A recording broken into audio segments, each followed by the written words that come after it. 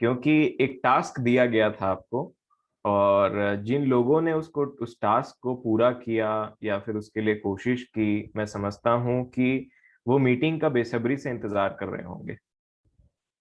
और चलिए, आज मैं आपसे एक बात करता हूँ। ध्यान रखें कि ये जो हम मैं आपसे कुछ बात शेयर करना चाहता हूँ मेरे प्रियो, ये एक एपिसोड वाइज चलेगा, है ना, सीक्वेंस में चलेगा। तो अगर आप एक चीज को मिस करते हैं तो आगे वाली बात शायद आपको समझ में ना आए, और उसके लिए आपको फिर से वो चीजों को रिपीट करके देखना पड़ेगा, या जो अमन चाचा हमारे ग्रुप में भेजते हैं उन चीजों को आपको रिपीट करना पड़ेगा और अपना समय वहां पे देना पड़ेगा।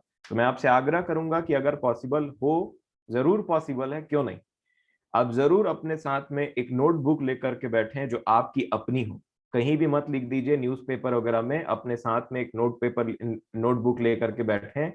अब मैं समझता हूँ सब डिसिप्लिन्ड है यहाँ पे, सब पढ़ने लिखने वाले हैं, सब लोगों ने पढ़ाई लिखाई किया है, और उसके बाद में जरूर आप एक डिसिप्लिन मैनर में इन चीजों को आज नोट करिएगा। मैं मेरा सचमुच में मैं आपसे आग्रह करता हूँ और मेरी दिली इच्छा है कि हाँ, आप सब इसमें पार्टिसिपेट करें, और ताकि आप जब ये सेशन खत्म हो, जो ये 4-5 दिन का सेशन चलेगा, उसमें आप सीख सकें। एक चीज भी आपने मिस कर दिया ना, तो आपको आने वाली चीज समझ में नहीं आएगी। इसलिए मेरा आपसे आग्रह है, आपसे मेरी विनती है कि जरूर आप इन चीजों को बड़े और बहुत ज्यादा गंभीरता पूर्वक लें, है ना। चलिए, थोड़ा देर के लिए मैं कुछ क्वेश्चन पूछूंगा आपसे, जो बाइबल से नहीं परंतु आपके जीवन पर आधारित होगा। थोड़ी देर के लिए अगर आप वीडियो को अपना ऑन कर सकें तो अच्छा लगेगा।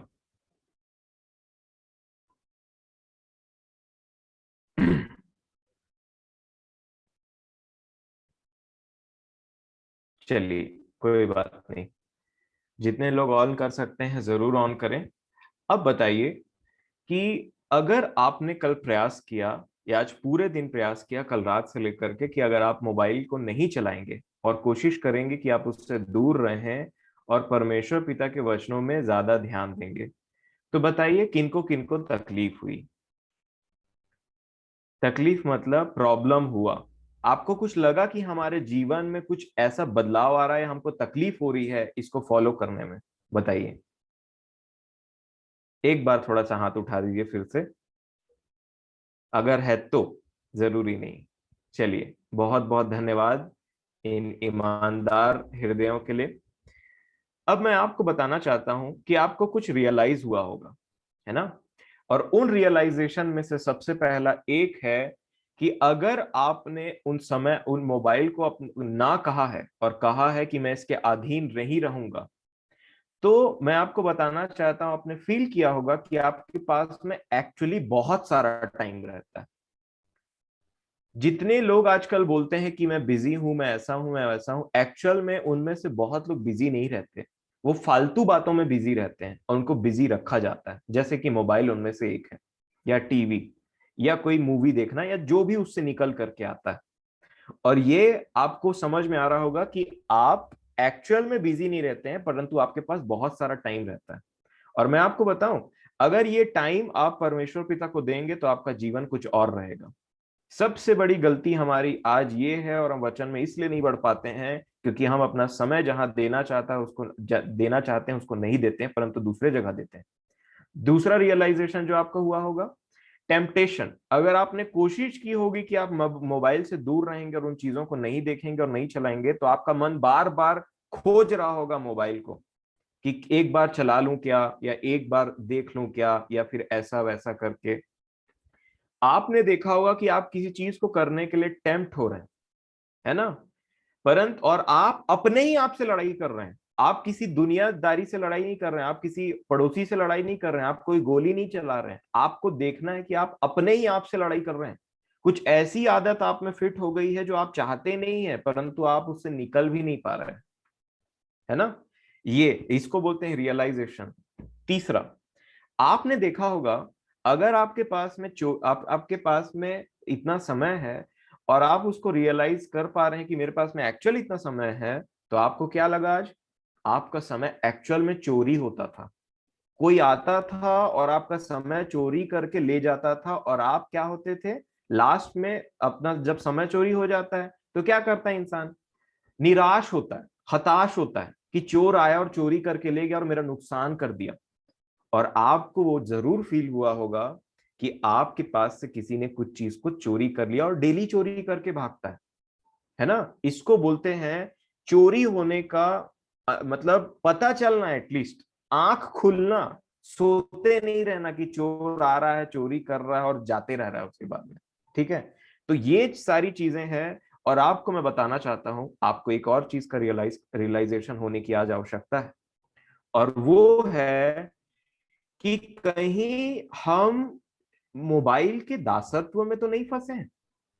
और इसके लिए मैं आपको दो वचन पढ़ाना चाहूंगा। पहला पाया जाता है, यीशु मसीह ने कहा, यूहन्ना 8 अध्याय अगर आप खोलेंगे और आप इसको नोट कर लीजिए,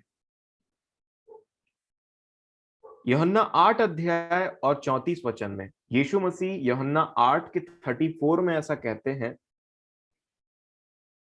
आप नोट कर सकते हैं और पढ़ भी सकते हैं साथ में। यीशु ने उनको उत्तर दिया, मैं तुमसे सच सच कहता हूं कि जो कोई पाप करता है वह पाप का दास है। दास सदा घर में नहीं रहता, पुत्र सदा रहता है। इसलिए यदि पुत्र तुम्हें स्वतंत्र करेगा तो सचमुच तुम स्वतंत्र हो जाओगे। यहां पे एक यीशु मसीह एक बात कहते हैं दास के बारे में और घर के बारे में। बोलते हैं कि दास सदा घर में नहीं रहता, पुत्र सदा रहता है। और स्वतंत्र करने का अधिकार परमेश्वर पिता ने किसको दे करके रखा है? यीशु मसीह को, पुत्र को।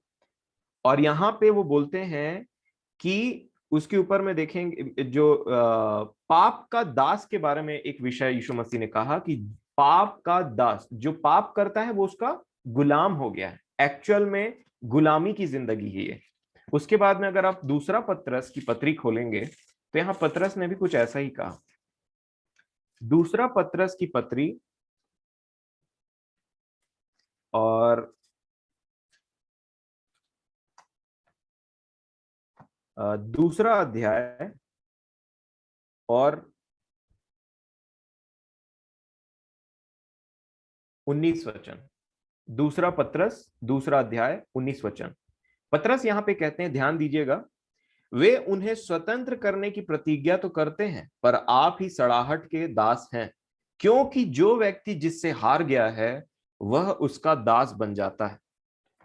अब आप मेरे को एक बात बताइए कि अगर ये छोटी सी चीज आपको कंट्रोल कर रही है, या वो टीवी आपको कंट्रोल कर रहा है, और आपको ये रियलाइजेशन हो रहा है कि आप इसके अंदर के, आप इसके गुलाम बन चुके हैं, कि कभी भी से आवाज आता है, मैसेज मैंने आपको बताया था, ऐसे ऐसे करके एक आवाज आता है कभी कभी मोबाइल से, आपने ध्यान दिया? वो ऐसा होता है कि वो सीटी बजा करके बुलाता है, आ जाओ समय आ गया। और हम बोलते हैं आया आया आया, मैं तेरा गुलाम, मैं तेरे पीछे आया। मैं आपको सच बता रहा हूं, आपके मैसेज का जो भी टोन होगा आप देखिएगा, जैसे ही वो बजता है आप दौड़े दौड़े उसके पीछे जाते हैं, कौन है क्या है करके, है ना। जो भी आपके मैसेज का टोन है ध्यान दीजिए उसको। वो जैसे ही रिंग होता है, बजता है ना, तो आप दौड़ के जाते हैं, क्या आया रे बाबा। क्यों? क्योंकि गुलामी का जिंदगी है। गुलामी का जिंदगी वो होता है जिसमें आप अपने ऊपर कंट्रोल खो दें और कोई आपको कंट्रोल करे। और ये बाइबिल हमको बताती है जो जिससे हार गया वह उसका दास है। अगर आप अपने मोबाइल से हार जाते हैं तो आप उसके दास बन जाते हैं। ध्यान दीजिएगा, ये सिर्फ मोबाइल के बारे में नहीं है, ये हर वो पाप है, चाहे वो झूठ हो, चाहे वह विचार हो, चाहे गाली देने की आदत हो, चाहे क्रोध, चाहे गुस्सा, चाहे जो भी पाप जो बाइबल हमको बताती है, जिस पाप से आप हार गए आप उसके दास हैं। और इस दासत्व की जिंदगी से आपको कौन छुड़ा सकता है? सिर्फ और सिर्फ एक, पुत्र, अर्थात यीशु मसीह। सबसे पहले तो हम लोग को जानने की जरूरत है कि हम किस दासत्व में फंसे हैं। आज मैं समझता हूं कि मोबाइल ने अपना जो किंगडम बना करके रखा है। शैतान जो है कहीं ना कहीं मोबाइल के द्वारा लोगों पर राज्य करने लगा है।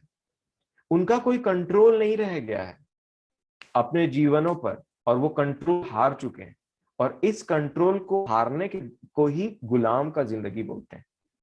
मैं आपको एक एक बात बताता हूं जो मैंने सीखा है प्रभु से, वो ये है, एक समय था जब आपने प्रभु को मोबाइल, टीवी और अपने अभिलाषाओं के चलते छोड़ करके आगे बढ़ गए थे आप अपने जीवन में।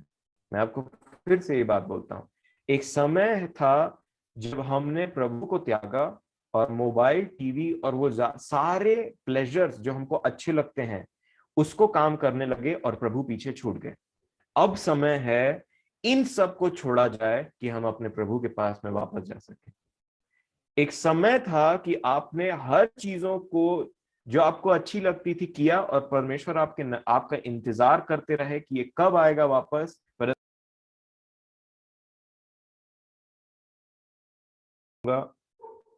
डिस्कनेक्ट हो गया था। पर प्रभु का धन्यवाद हो कि मैं फिर से जुड़ सकता। एक समय था मेरे प्रियो जब हमने मोबाइल और ऐसी ऐसी अभिलाषाओं के पीछे जिसमें आज हम पर प्रभुता करती हैं, जिसके हम दासत्व हैं, वो मोबाइल हो सकता है, वो टीवी हो सकता है, वो कहीं घूमने जाना हो सकता है, वो कोई भी चीज हो सकती है, वो तरह तरह के खाने बनाना हो सकता है जिसके चलते आप प्रभु को अपना समय नहीं दे पाते हैं। नाना प्रकार की चीजें, क्योंकि हर प्रकार का व्यक्ति, हर प्रकार की बातें। कई लोग मोबाइल गेम्स में बहुत ज्यादा बिजी रहते हैं, कई लोग कार्टून देखने में बहुत ज्यादा बिजी रहते हैं। नाना प्रकार की चीजें आज मनुष्य के ऊपर में उसको दास बना करके बैठी है और वो खुशी खुशी उसके दासत्व में फंसा है। और जब उसको रियलाइज होता है ना, जब उसका जीवन बिगड़ जाता है, चाहे सोने खाने पीने का सब उसका खत्म हो जाता है टाइम ऑन, और उसके बाद में उसको रियलाइज होता है जो मोबाइल में उसने देखा है एक्चुअल में उसने क्या भरा, लालच भर दिया, गंदी चीजें भर दी, और मतलब ये पृथ्वी में जो चीजें हैं उनको पाने की इच्छा, जो दूसरों के पास है उसको पाने की इच्छा, ये सारी चीजों को भर दिया।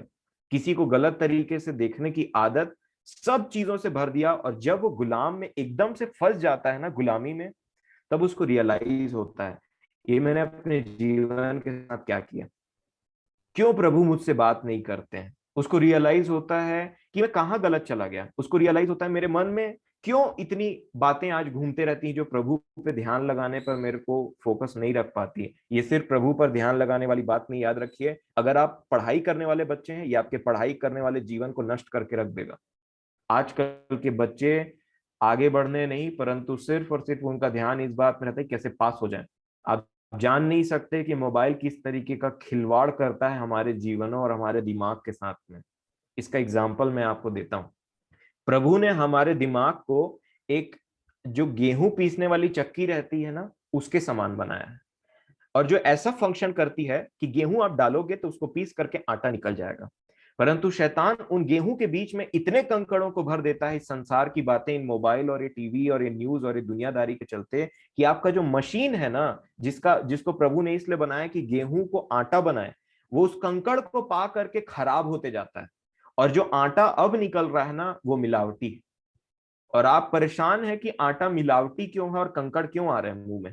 हमारे जीवन में कंकड़ क्यों आ रहे हैं, हमारे जीवन में ऐसी मुसीबतें क्यों आ रही है, हमारा दिमाग हमारे कंट्रोल से बाहर क्यों भाग रहा है, क्यों? क्योंकि आपने अपने आप को प्रैक्टिस दे डाला है सर इन चीजों को करने के लिए, और अब आप फंस गए। इसको बोलते हैं दासत्व की जिंदगी। परंतु यीशु मसीह हमको एक आशा देकर के कहते हैं कि तुमको इन सारे दासत्व से छुड़ाने का अधिकार मुझे है। पुत्र तुम्हें सब चीजों से छुड़ा सकता है। इसीलिए मैंने आपको कहा कि मोबाइल से दूर रहिए थोड़ा। मैं आपको बताना चाहता हूं, खासकर मैं परिवार के बड़ों को भी एक सलाह देना चाहता हूं मेरे प्रियो। आप खासकर अपने जो मोबाइल चलाने की आदत है इनसे दूर रहें। कोशिश करें जैसे आप पहले मोबाइल के बिना जीते थे, अब भी मोबाइल के बिना जिए। प्रभु पर मन लगाएं। मैं आपको बता रहा हूं, आपका मशीन जो है ना, आपकी बुद्धि को इसको एक खराब और नष्ट करके रख देगा। लाइट चला गया है, पर प्रभु का धन्यवाद की आवाज आप सुन सकते हैं मेरी, बट कोई बात नहीं है ना, ऐसे भी देख लीजिए थोड़ा। तो प्रभु, यहां पे मैं आपको बताना चाहता हूं कि कैसे एक व्यक्ति जो है अपना जो दिमाग है ना उसके साथ में किसी चीज को खिलवाड़ करने के लिए आदत देता है। और जो घर के बड़े हैं, मैं आपसे हाथ जोड़ करके निवेदन करता हूं मेरे प्रियो, आप पहले मोबाइल से दूर रहना सीखिए, और जरूर दूर रहें, है ना। ये जियो जब से आया है ना, तो हमको लगता है फ्री का है, और उसके बाद में चलते जा वो एक स्टेटमेंट बोला, फुकट का चंदन घिस मेरे, वही वाला सिस्टम आ गया है। आज पूरा संसार इस चीज को ऐसे खा रहा है, ऐसे इस्तेमाल कर रहा है, जैसे कि मतलब जिसकी कोई सीमा नहीं। मैं आपको बताना चाहता हूं, एक स्टैटिस्टिक्स निकला था भारत की तरफ से कि भारत में लॉकडाउन के समय में जो गंदी वीडियोस होते हैं ना, उनको देखने वाले सबसे ज्यादा हैं। और उसके बाद में जो जितने चीजें इससे निकल के आती है, सिर्फ ये गंदी वीडियोस की बात नहीं है, ये इससे आपकी उन्नति है ही नहीं आत्मिक जीवन में। इसको सिर्फ आप इस्तेमाल करिए अपने कॉलेज के, अपने स्कूल के, अपने पढ़ाने, अपने कार्य क्षेत्र में, और उसके बाद में इस पे आप अधिकार रही रखिए। जैसा परमेश्वर पिता ने कैन से कहा था, कैन तुझे इस पर अधिकार रखना है, नहीं तो ये तुझ पर प्रभुता करेगा। दो चीज पॉसिबल है।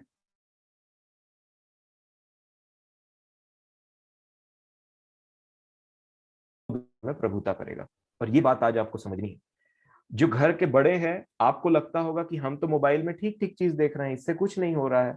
समय रखिए, थोड़ा देर बाद आपको पता चलेगा कि जब आपका दिमाग ना मोबाइल के हिसाब से और उन देखी हुई वीडियोस और मैसेजेस के हिसाब से काम करना स्टार्ट कर देगा और परमेश्वर के वचन पर विश्वास नहीं कर पाएगा, आपको समझ में आ जाएगा कि आपने कंट्रोल खो दिया है। ये एक ऐसा चक्रव्यूह है जो आपको समझ में आएगा जब तक, तब तक आपको बहुत देर हो जाएगी। और इससे क्या होगा, आपके बच्चों को एक छूट मिल जाएगी कि वो भी जब चाहे तब आपके साथ में बैठ करके मोबाइल को चला सके। आज हर किसी व्यक्ति के पास में मोबाइल है।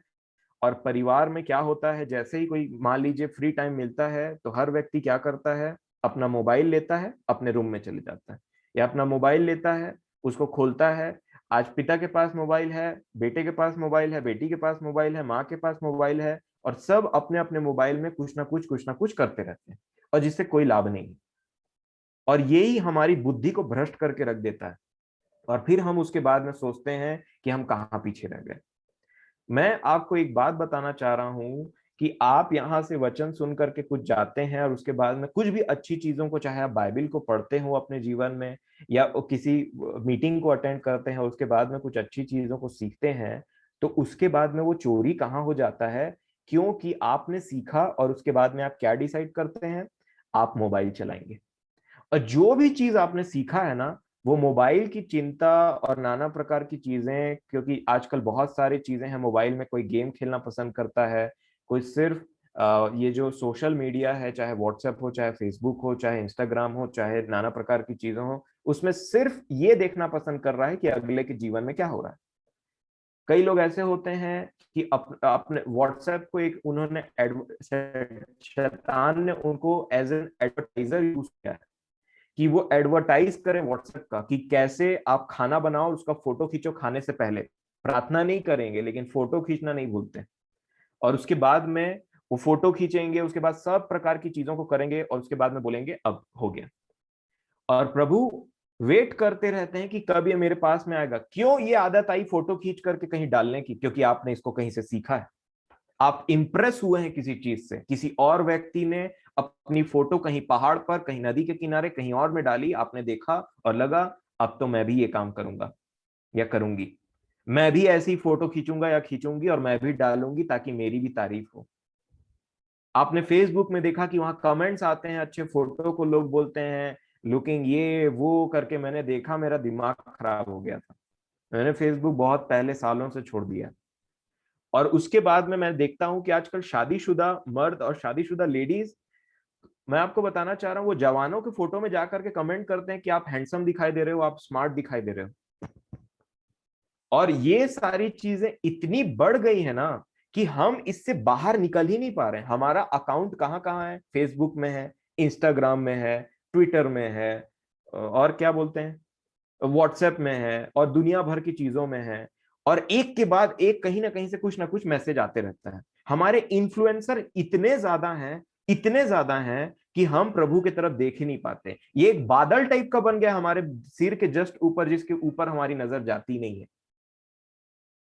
आज आप देखिए, आज आप देखिए और सोचिए, अगर मैं आपको 100 लोगों के बीच में बैठा दूं, एक बड़ा सा हॉल लूं और 100 लोगों के बीच में बैठा दूं, ठीक है, और उन 100 लोगों के बीच में आपको कहा जाए, उन 100 लोगों से कहा जाए कि आपको यहाँ 1 घंटा वेट करना है, सबसे पहले विद इन 2 मिनट्स मोबाइल निकल जाएगा। विद इन 2 मिनट्स मोबाइल निकल जाएगा, और सब अपने अपने देवता की पूजा करने लगेंगे।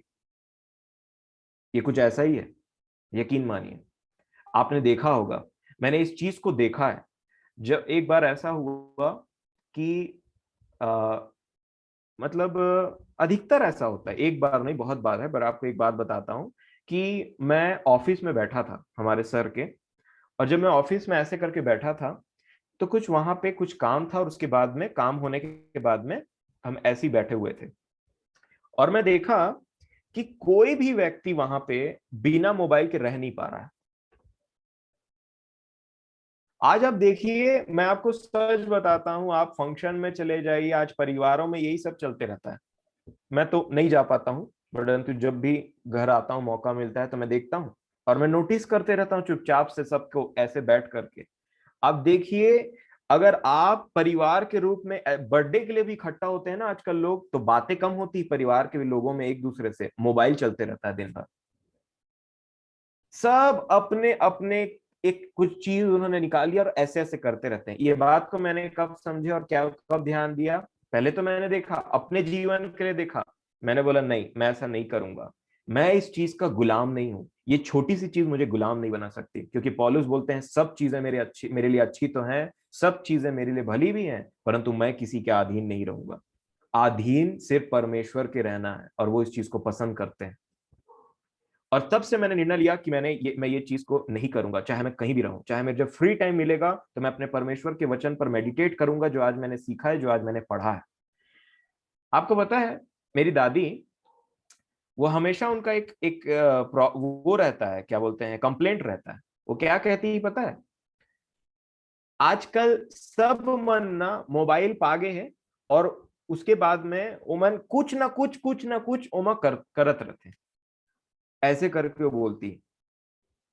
और आपको इस बात में ध्यान देने की जरूरत है। क्यों? क्योंकि वो उस चीज से बाहर है, तो भली भांति देख रही है कि क्या कर रहे हैं जो उसके अंदर पड़े हुए हैं।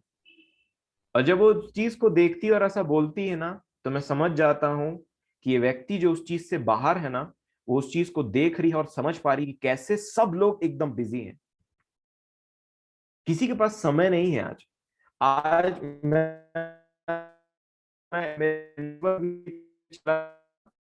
मोबाइल को पकड़ करके, मैं आपको इतना बताना चाहता हूं, आप एक बात ध्यान दीजिए और अपने आप से पूछिए, अपने विवेक को टटोलिए एक बार। क्या आप कभी कभी प्रार्थना इसलिए छोटी करते हैं क्योंकि उसके बाद में आपको मोबाइल चलाना है?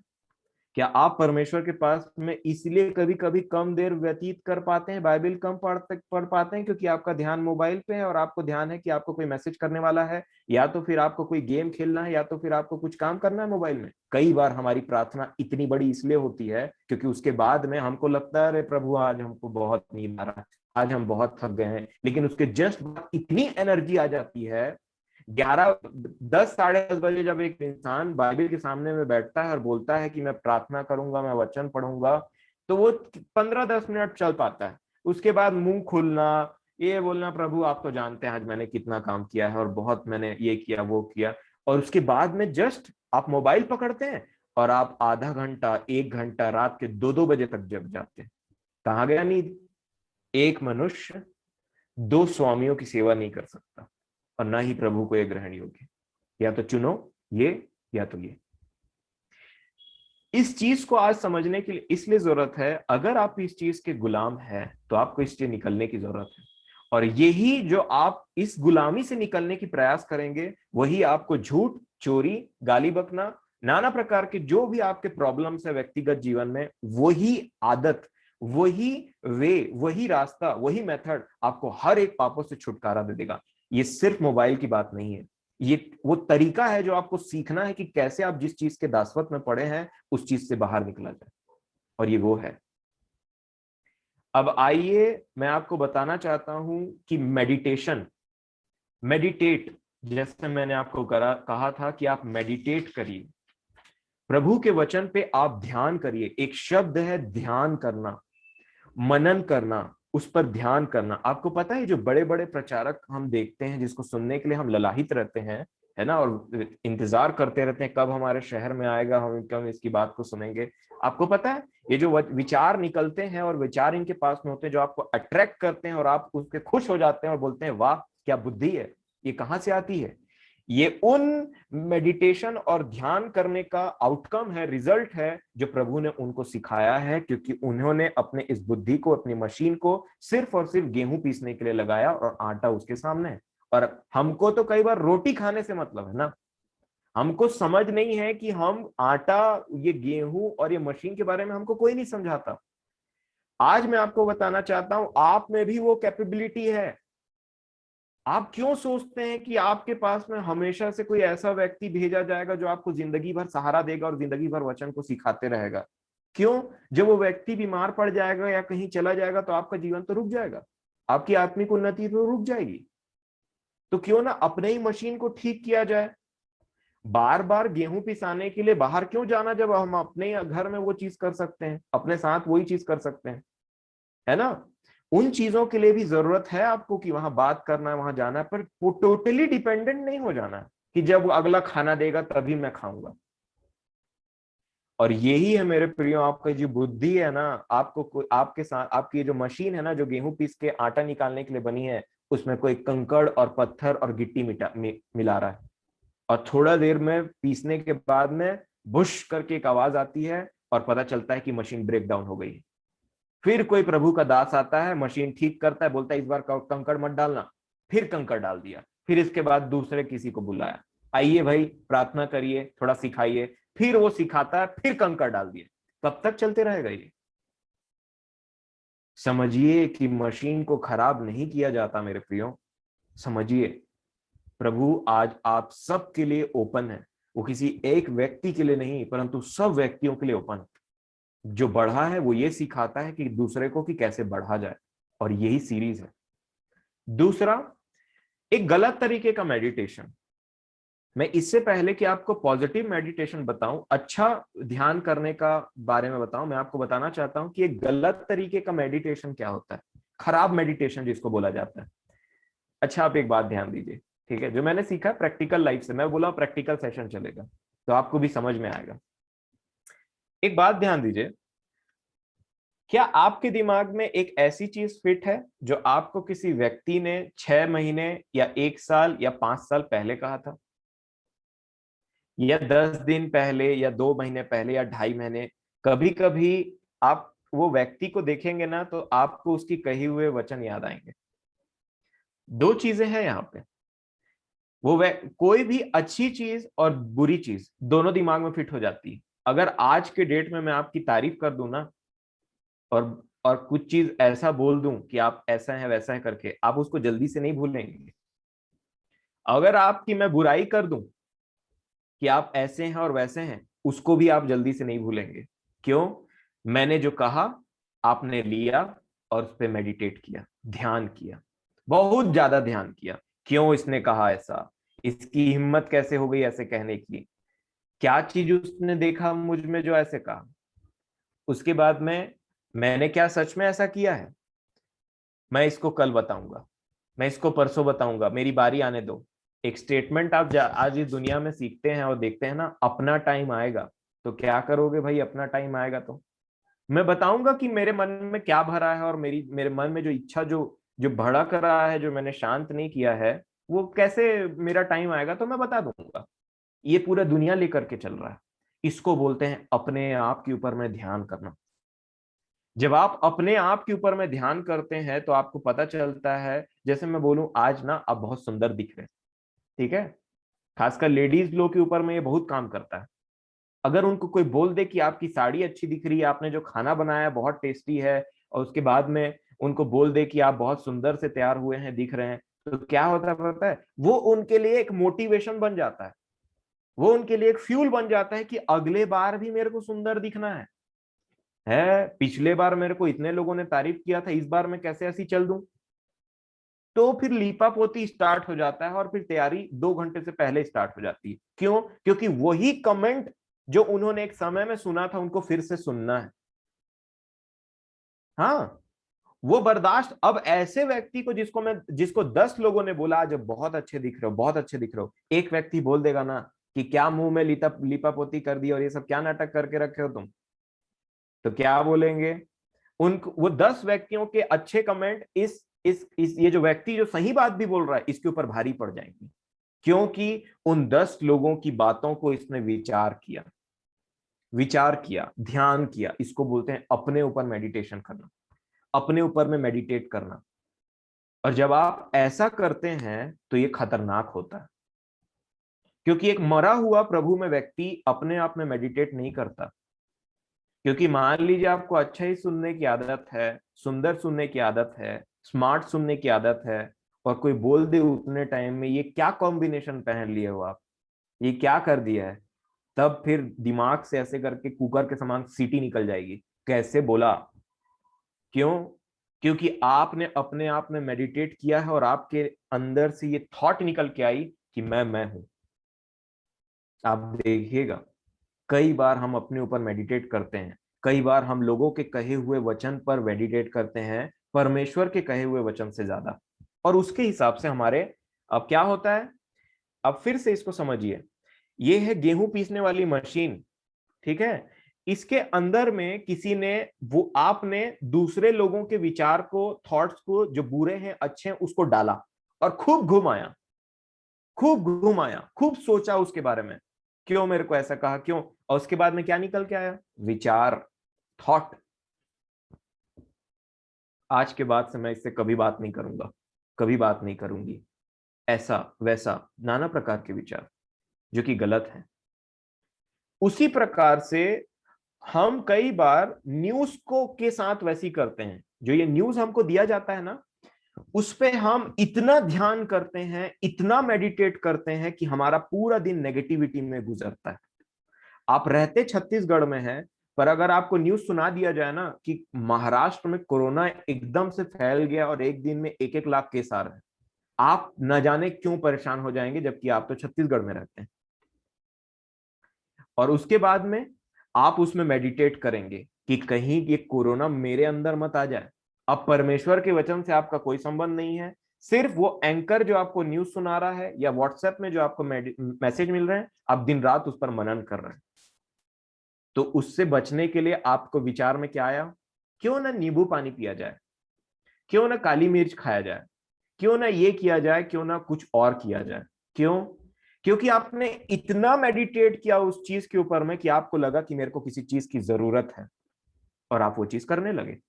इससे पहले नींबू के गुण आपको नहीं पता थे, इससे पहले काली मिर्च की गुण आपको नहीं पता थे, तो आप उन चीजों को पहले क्यों नहीं करते थे? क्यों? क्योंकि आपने किसी चीज के ऊपर ध्यान किया है और आपको समझ में आ गया कि मेरे लिए अब ये इंपॉर्टेंट है। और वही परमेश्वर के लोगों के साथ में हो रहा है आज के दिन में। इससे पहले वचन का कोई नामो निशान नहीं था, या कम पढ़ते थे, पर अब हमको जरूरत पड़ गई है सिचुएशन के अकॉर्डिंग, उस जरूरत की कि हम परमेश्वर के पास आ जाए, नहीं तो बहुत खतरनाक हो जाएगा हमारे लिए। और इसीलिए मैं और आप अब अपने परमेश्वर पिता के पास में और आगे बढ़ने की कोशिश कर रहे हैं, और परमेश्वर पिता को ये भाता है, वो खुश है इस बातों से। मेरे प्रियो, गलत चीज में फोकस मत करिए। और गलत चीज में फोकस करने का जो आधार है आपके पास, सबसे बड़ा सोर्स जो आपके पास में गलत चीजों को फोकस करने का है, वो क्या है पता है? आपका मोबाइल। और ये जितने भी, ये जो टीवी है और ये नाना प्रकार की जो चीजें हैं ना जो आपके पास में आती है, मोबाइल आपको सिखाता है कैसे दुनिया पे फोकस किया जाए, कैसे घूमने के लिए यहां जाया जाए, वहां जाया जाए, कैसे नए तरीके तरीके के खाने बनाए जाए, कैसे तरीके तरीके के कपड़े पहने जाएं, कैसे नाना प्रकार की चीजों पर फोकस किया जाए। इसमें वो आपको बिजी रखता है, तो आपके अंदर जो बोया हुआ बीज है वो फल लाने नहीं पाता। इसको बोलते हैं सेल्फ मेडिटेशन। वो आपको फ्यूचर के बारे में बताएगा, है ना। तो ये है नेगेटिव मेडिटेशन। अब आइए पॉजिटिव मेडिटेशन के ऊपर में ध्यान दें कि क्या, कितना कुछ परमेश्वर पिता हमारे जीवन के लिए रखे हैं, जिसके बाद में हम अगर उन चीजों पर ध्यान दें तो फिर हमारे लिए क्या कुछ नहीं हो सकता अच्छा, है ना। अब देखिए, 9:01 हो गया है, और मैं कोशिश तो करूंगा जल्दी करने का, परंतु जो आज आपने, अगर आपके अंदर में सचमुच में ये वचन की भूख और प्यास है, तो जरूर बैठिए और अपने आप से लड़ाई करिए, जैसे आपने मोबाइल चलाने के लिए लड़ाई किया था ना। लड़ाई करिए, बैठिए, सुनिए, और आज कुछ सीख करके जाइए, ठीक है। सबसे पहला, नेगेटिव मेडिटेशन के बारे में हमने सीखा। अब पॉजिटिव ध्यान, है ना। जो पॉजिटिव मेडिटेशन है कि क्या किया जाए मेडिटेशन के तौर पे और क्या फायदे हैं इसके और कौन लोग किया करते थे और बाइबल इसके बारे में क्या बताती है। पॉजिटिव मेडिटेशन के बारे में आज मैं आपके साथ में बात करना चाहूंगा प्रभु की दया से। आइए, सबसे पहले व्यक्ति जिसको मैंने सीखा है, जिसको मैंने खोजा कि ये मेडिटेट किया करता था, और वो है इसहाक। उत्पत्ति की पुस्तक, उसका 24 अध्याय। उत्पत्ति 24 और उसका 63 वचन। जब इब्राहिम का दास रेबेका को इसहाक के लिए लेकर के आ रहा था ताकि उन दोनों को मिला सके, तब बाइबल ऐसा बताती है उतना टाइम इसहाक कुछ कर रहे थे। और यहां पे देखिए, पहला लिखा है उत्पत्ति 24 और उसका 63, 63। सांझ के समय वह मैदान में ध्यान करने के लिए निकला था और उसने आंखें उठाकर क्या देखा कि ऊंट चले आ रहे हैं। सबसे पहली बात ध्यान करना, पॉजिटिव मेडिटेशन, और उसमें सबसे पहला कैरेक्टर इसहाक। ये व्यक्ति ऐसा है कि ये पूरे दिन इसने काम कर लिया जो उसको काम करना था, ठीक है, परंतु शाम में ये व्यक्ति अपने परमेश्वर पिता के लिए समय निकालता है और मैदान में जाता है, और उसके बाद में वो ध्यान करना स्टार्ट करता है। बाइबल ऐसा बताती है, ध्यान दीजिएगा, है ना। ध्यान करना स्टार्ट करता है इसहाक। और इसमें मैंने जो चीज पाया वो क्या, पहला, वो अकेले जाता है। सबसे पहली बात, आपको अकेले करना ही पड़ेगा अपने आप को। परिवार के साथ में आप बाइबल पढ़ते हैं, अच्छी बात है, परंतु उसमें से आपको अपने समय में भी ध्यान करना पड़ेगा। यहाँ पे लिखा नहीं है कि इसहाक इब्राहिम के साथ में ध्यान कर रहा था या फिर लोगों के साथ ग्रुप में ध्यान कर रहा था। वो अकेले ध्यान करने के लिए गया था, क्योंकि हर एक इंसान अपने आप में अलग है। आज आप जिस पापों से जूझ रहे हैं, मैं उन पापों से नहीं जूझ रहा हूं। मैं जिन चीजों से जूझ रहा हूं, आप उन चीजों से नहीं जूझ रहे हैं। आप अपने आप में अलग हैं। तो जो ओवरऑल प्रचार किया जाएगा वहां पे, हो सकता है आपके लिए वहां पे कुछ ना हो एक टाइम के लिए। हमको और आपको अकेले परमेश्वर को ध्यान देने की जरूरत है। जैसे आप मोबाइल में खाना खाने के बाद अपना अपना मोबाइल लेकर के चले जाते हैं, उसमें ध्यान देते हैं ना कंप्लीट। हर परिवार का व्यक्ति अलग हो जाता है, मोबाइल तो सेपरेट कर ही देता है इंसान को। हर के पास अलग अलग मोबाइल है, एक मोबाइल तो है नहीं जिसमें सब चला रहे हैं। तो वैसे ही जैसे आपको मोबाइल अलग अलग लेकर के जाता है, क्योंकि आप अलग अलग, आपके रिक्वायरमेंट्स है और आपको अलग अलग मैसेज आते हैं और आपके अलग अलग पसंद और नापसंद है, इसीलिए आपके मोबाइल एक नहीं है ना। उसी प्रकार आपका जीवन भी एक नहीं है। और जैसे आप अपने मोबाइल को लेकर के अपने अपने जगह में जाके कोंटा पकड़ करके टिक टिक टिक टिक करने लगते हैं, वैसे ही आपको परमेश्वर पिता के वचन को लेकर के अकेले में जाकर के ध्यान करने की जरूरत है। पहला लेसन आपके लिए, ठीक है। इसका एग्जाम्पल यीशु मसीह ने मत्ती रचित सुसमाचार में के 6वें अध्याय और 6वें वचन में ऐसा कहा, जब तू प्रार्थना करने जाए तो अपनी कोठरी के अंदर जाना, कोठरी को बंद करना, और जो परमेश्वर जो गुप्त में देखता है उसके सामने में तू गुप्त में प्रार्थना करना, जैसे दानियल किया करता था। अब यहां पे सीखने वाली बात यह भी है कि आपको ग्रुप में भी प्रार्थना करना है, पर आपकी अपनी आवश्यकताओं को आपको सीखना सबसे पहले।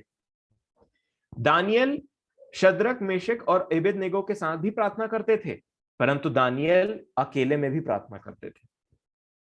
आपने पढ़ा होगा और मैं ऐसा आशा करता हूं। दानियल अपने आप में भी प्रार्थना करते थे और अपने मित्रों के साथ में भी प्रार्थना करते थे। जब दानियल अपने आप में प्रार्थना कर रहे थे, तब वहां पे स्वर्गदूत आया करते थे उनसे मिलने और उनको प्रकाशन देने के लिए, है ना। और इसी प्रकार मुझे और आपको भी अपने लिए अपना टाइम निकालना जरूरी है। अपना time, me time, alone. Bible ऐसा बताती है प्रेरितों के काम 10वां अध्याय और 9 वचन में, कि यहां पे जब पतरस है, प्रेरितों के काम 10वां अध्याय और 9 वचन,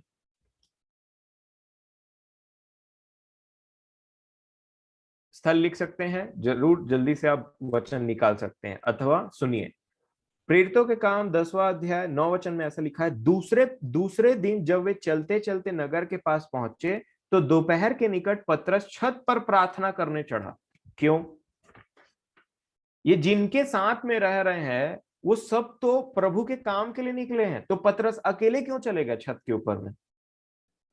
पतरस ये सुनने के लिए गए थे कि प्रभु मुझसे क्या कहना चाहते हैं, क्योंकि वो जानते थे कि परमेश्वर पिता के लिए कई बार ये वो लोग हैं जिन्होंने ये देखा था कि कैसे हम एक साथ प्रार्थना करते हैं ना, तो प्रभु की आत्मा आती पिन्तेकुस्त के दिन में आई थी।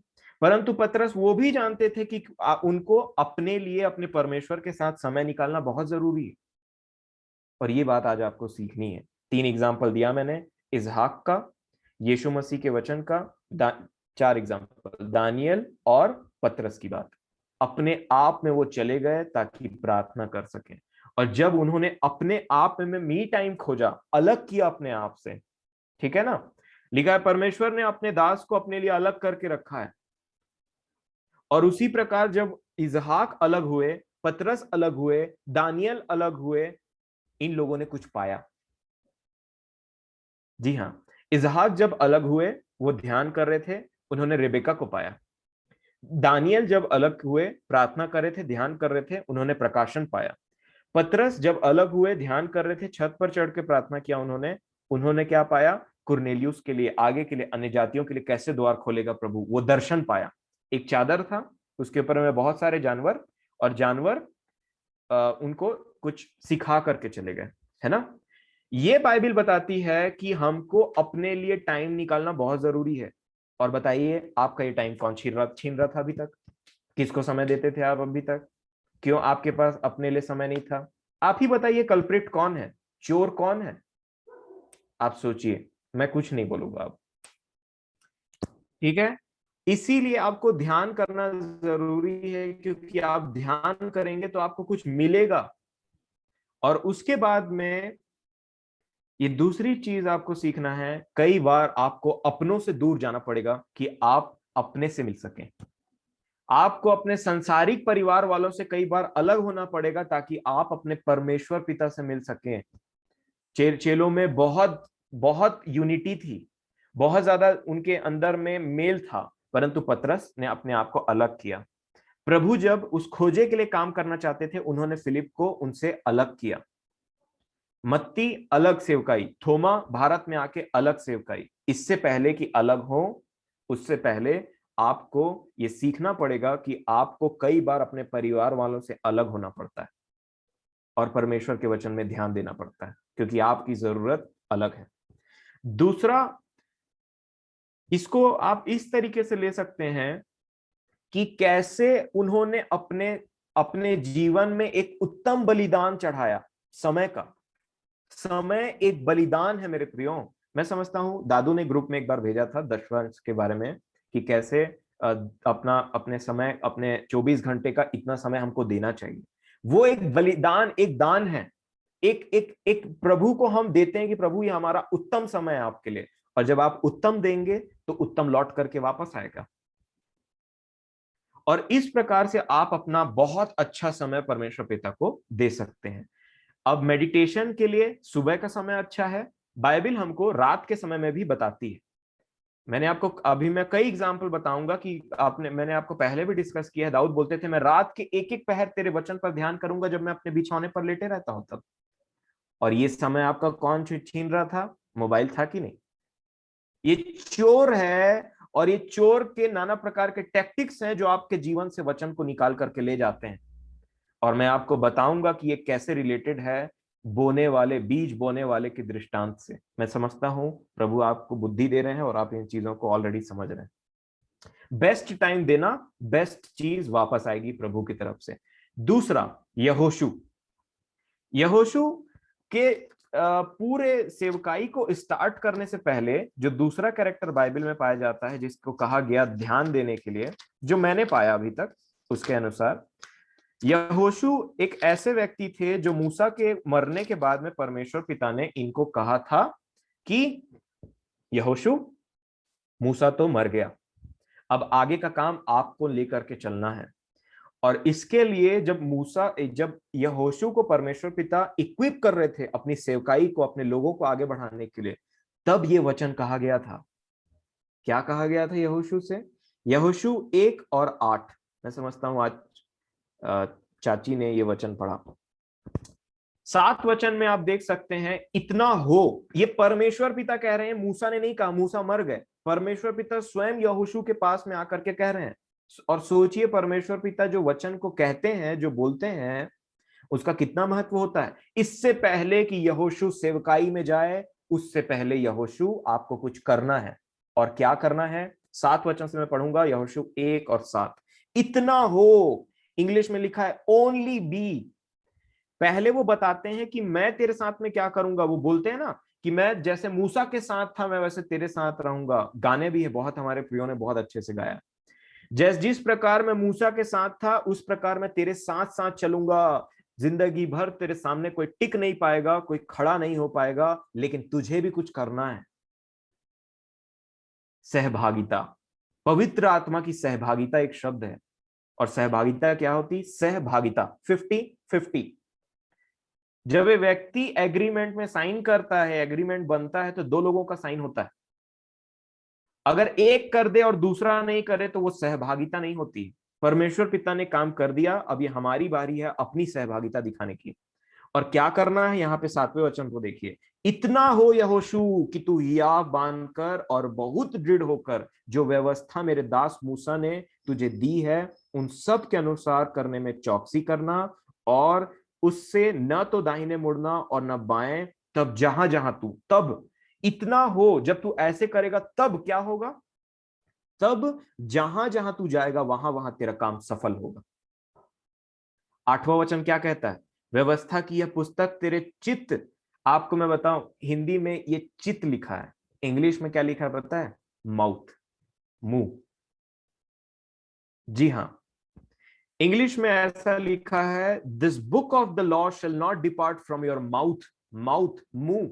हिंदी में ऐसा लिखा है, व्यवस्था की यह पुस्तक तेरे चित्त से कभी ना उतरने पाए, इसी में दिन रात ध्यान दिए रहना, इसलिए कि जो कुछ उसमें लिखा है उसके अनुसार करने की तू चौकसी करे।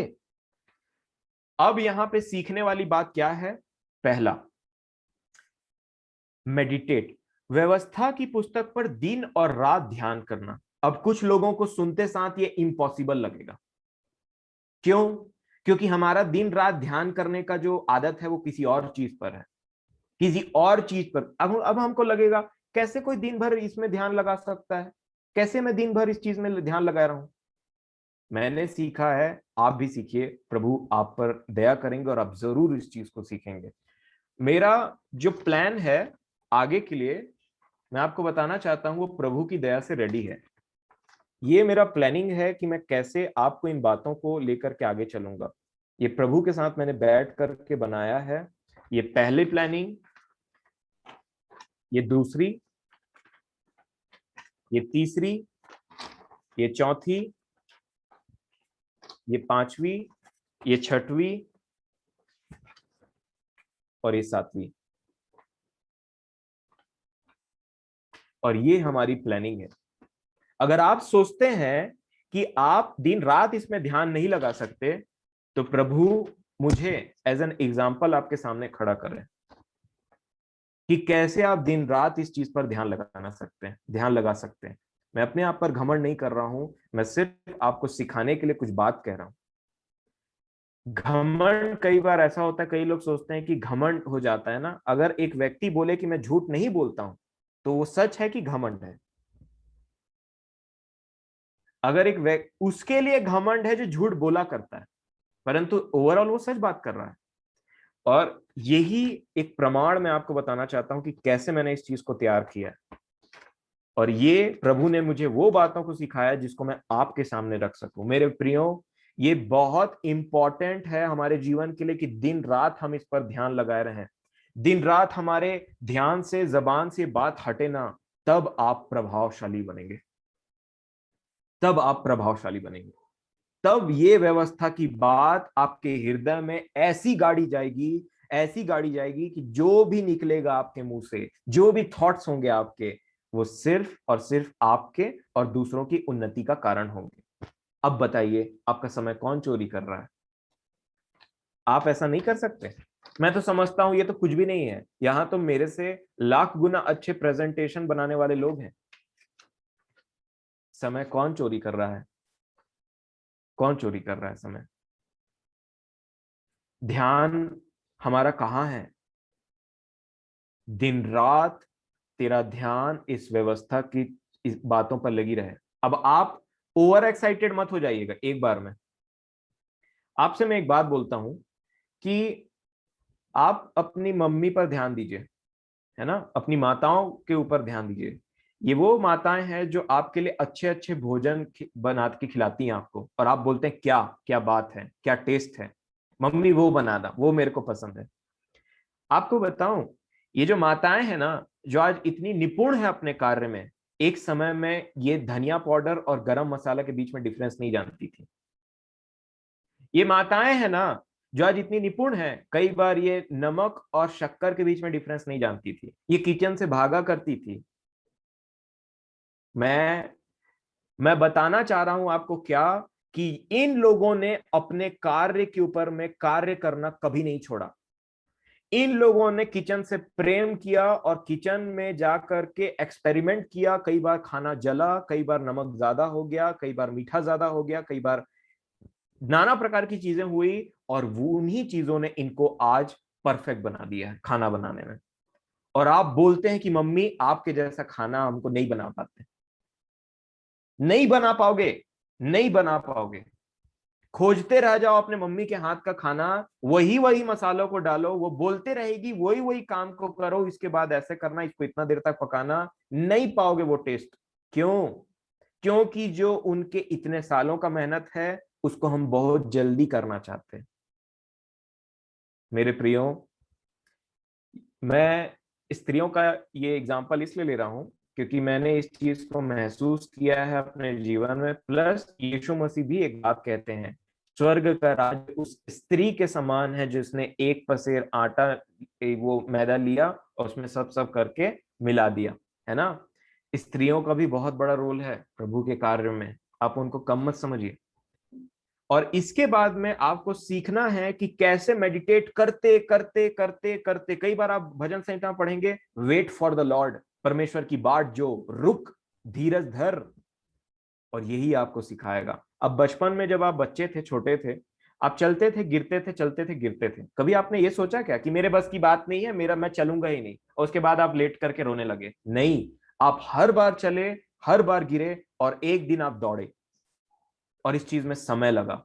उसी प्रकार बीज बोया जाता है, और बोने के बाद में आज आप बिही पेड़ लगाएंगे, आज आप आम पेड़ लगाएंगे, तो कल आप ये नहीं सपना मत देख लीजिए कि इसमें बहुत भर भर के इतने बड़े बड़े फल आएंगे, उसमें समय लगता है, और आपको ये समय देना ही है। कई बार हम क्या होते हैं, थोड़ा देर के लिए ट्राई किया, उसके बाद में मेरे बस की बात नहीं है। ये गलत एटीट्यूड है परमेश्वर पिता के वचन के लिए। आपके लिए एक दो दिन या हफ्ते का काम नहीं है, आपके जीवन जीवन भर का काम है। ये व्यवस्था की पुस्तक तेरे चित्त से कभी ना उतरने पाए, तेरे हृदय में एक बार चली जाए तो कभी ना उतरने पाए। गया, अब आप परमेश्वर के हो गए, खरीद लिए गए। अब जब तक मर नहीं जाते तब तक यही जीवन है, और इसी को इंटरेस्टिंग बनाना है, इसी पे ध्यान करना है, उन लोगों से मिलना है जिनके लिए ये ऑलरेडी उन्होंने ये अपने जीवन में ठान लिया, और इस संगति में आपको बने रहे। यहोशू। और इससे क्या होगा, जब आप उसको अपने दिमाग में मेडिटेट करेंगे तो उससे आपको कुछ विचार निकल के आएंगे, और वो विचार आपको लगेगा कि ये विचार मैं जो आपको बोलता हूं ये सब क्या है। मैंने किसी वचन पर ध्यान किया, प्रभु ने मेरी सहायता की, अनुग्रह किया, दया किया, मैंने मांगा कि प्रभु आपने जिस प्रकार लिडिया की आंख खोला, लूदिया की आंख खोली, हृदय खोला, ताकि वो समझ सके, जिस प्रकार आपने चेलों के आंख को खोल दिया, दिल को खोल दिया कि आपके वचनों को वो समझ सके, मेरे लिए भी खोली। उन्होंने खोला, और ये जो जितनी भी बातें हैं वो आपके पास में इसीलिए आ पाई हैं कि मैंने मेडिटेट किया इस पे, और मेडिटेट करने के बाद में आपके सामने में मैं वो चीज लेकर के आ गया।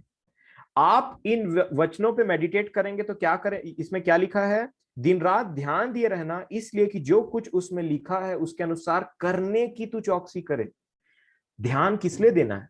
ताकि उसमें जो लिखा है उसको करने की चौकसी करें।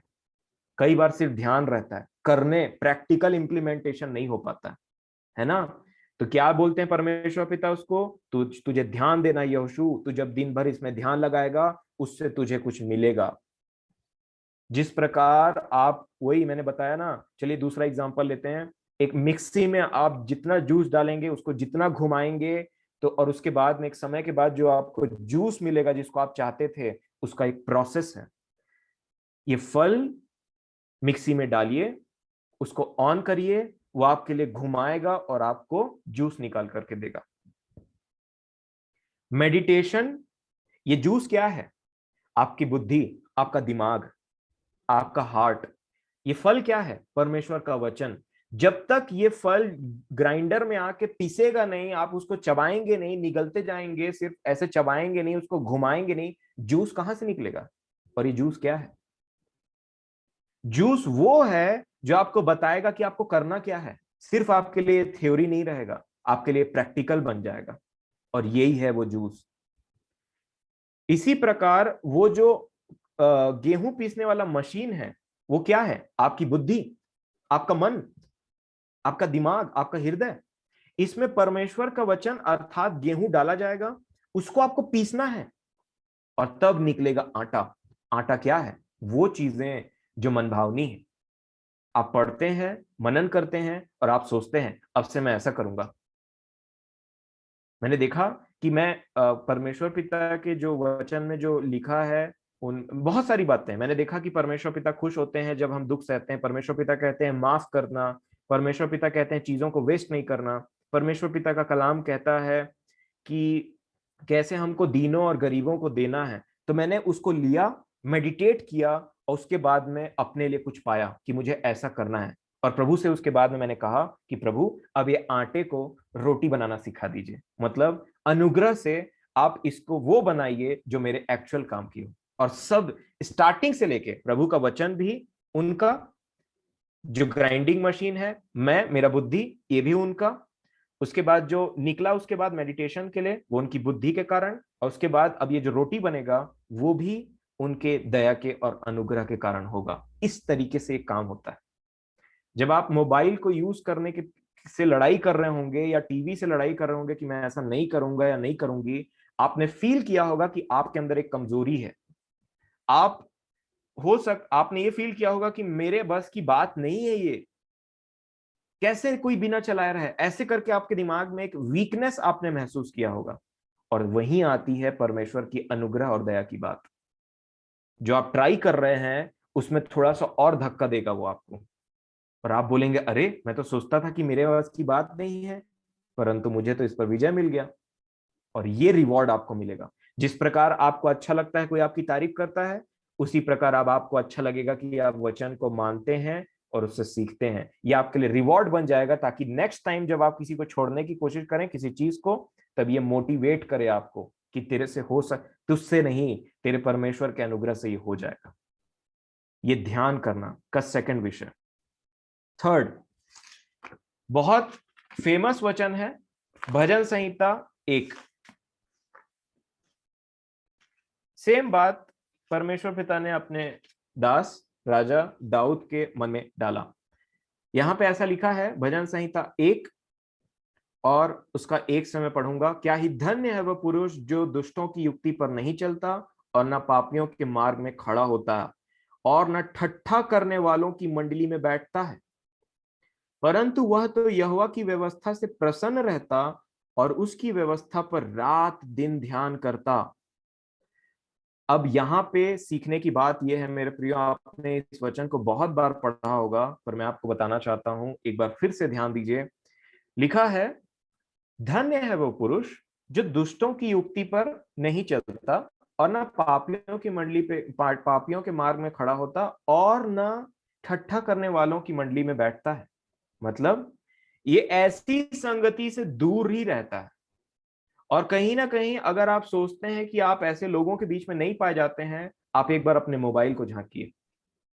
क्या आजकल ऐसा तो नहीं हो गया है कि आप लोगों से दूर हैं, परंतु कुछ YouTube में कुछ वीडियोस देख लेना, या फिर संगति कुछ आपको कोई भेज रहा है, या फिर वैसी संगति आपको कोई मोबाइल ही ला करके दे दे रहा है।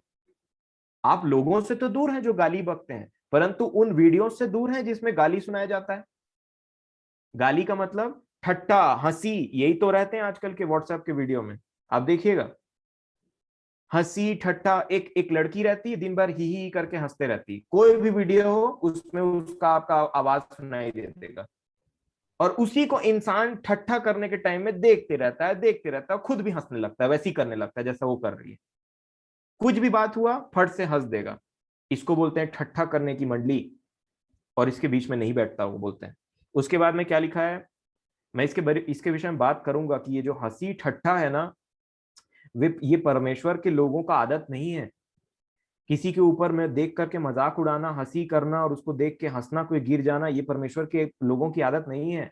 बाइबल में एक जगह बताइए जहां यीशु मसीह ने किसी को देख करके हंसा हो, या किसी का मजाक उड़ाया हो, या अपने खुशी के लिए किसी को कहा हो कि देख देख देख गिर गया, ये ऐसा हो गया, वो ऐसा हो गया, जो आज इस संसार में बहुत ज्यादा प्रचलित है। एक भी जगह आप नहीं पाएंगे, परंतु इसका विपरीत जरूर आपको मिलेगा, है ना। नीति वचन में आप कई जगह ऐसा पाएंगे कि ठट्ठा करता है वो मूर्ख, ऐसा भी लिखा है। हंसते रहता है दिन भर, पगला टाइप का। वो ये इसको देख लिया, वो वीडियो भेज दिया, खुद भी हंसा और दूसरे को भी हंसा दिया, और यही सब चीजों में उसका ध्यान रहता है ना। हंसी आ रही है परंतु ये चल रहा है जमाने में, इसलिए आपको रियलाइजेशन हो रहा है। ठीक है। और तीसरा वचन में क्या लिखा है, दूसरे वचन में क्या लिखा है, भजन संहिता 1 के 2 में, परंतु वह तो यहोवा की व्यवस्था से प्रसन्न रहता है।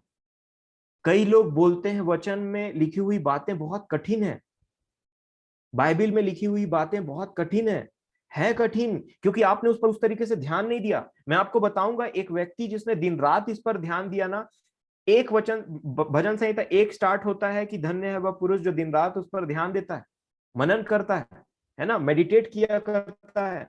और ये व्यक्ति मेडिटेट करते करते इसके जीवन में रिजल्ट क्या हुआ पता है, भजन संहिता 19 पढ़ के देखिए, ये कहता है कि मुझे तेरी व्यवस्था से प्रेम हो गया।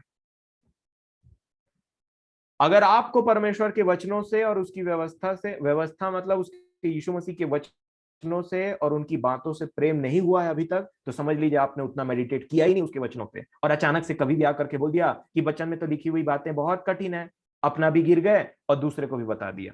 क्यों? क्योंकि आप दासत्व के गुलाम में फंसे हुए हैं, और इससे आपको निकलना बहुत जरूरी, यकीन मानिए।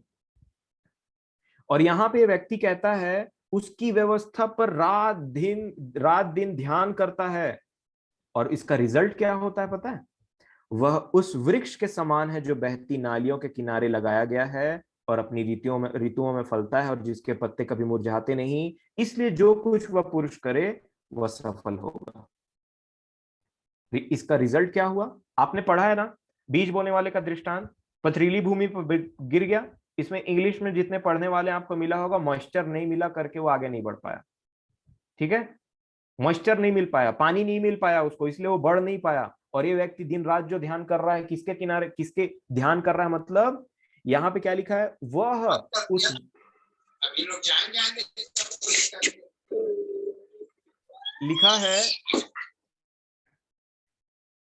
लिखा है वह मतलब वो पुरुष जिसने ध्यान किया। ध्यान करने का जो मेडिटेशन का रिजल्ट क्या हुआ, तो दिन भर परमेश्वर के वचन पे ध्यान करा, उसका रिजल्ट क्या हुआ बताऊं, ये 3 वचन ध्यान से पढ़िएगा, आपको उसका रिजल्ट समझ में आ जाएगा।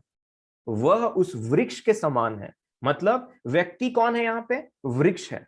ठीक है, और वृक्ष के समान है जो बहती नालियों, और बहती नाली क्या है, व्यवस्था, वचन।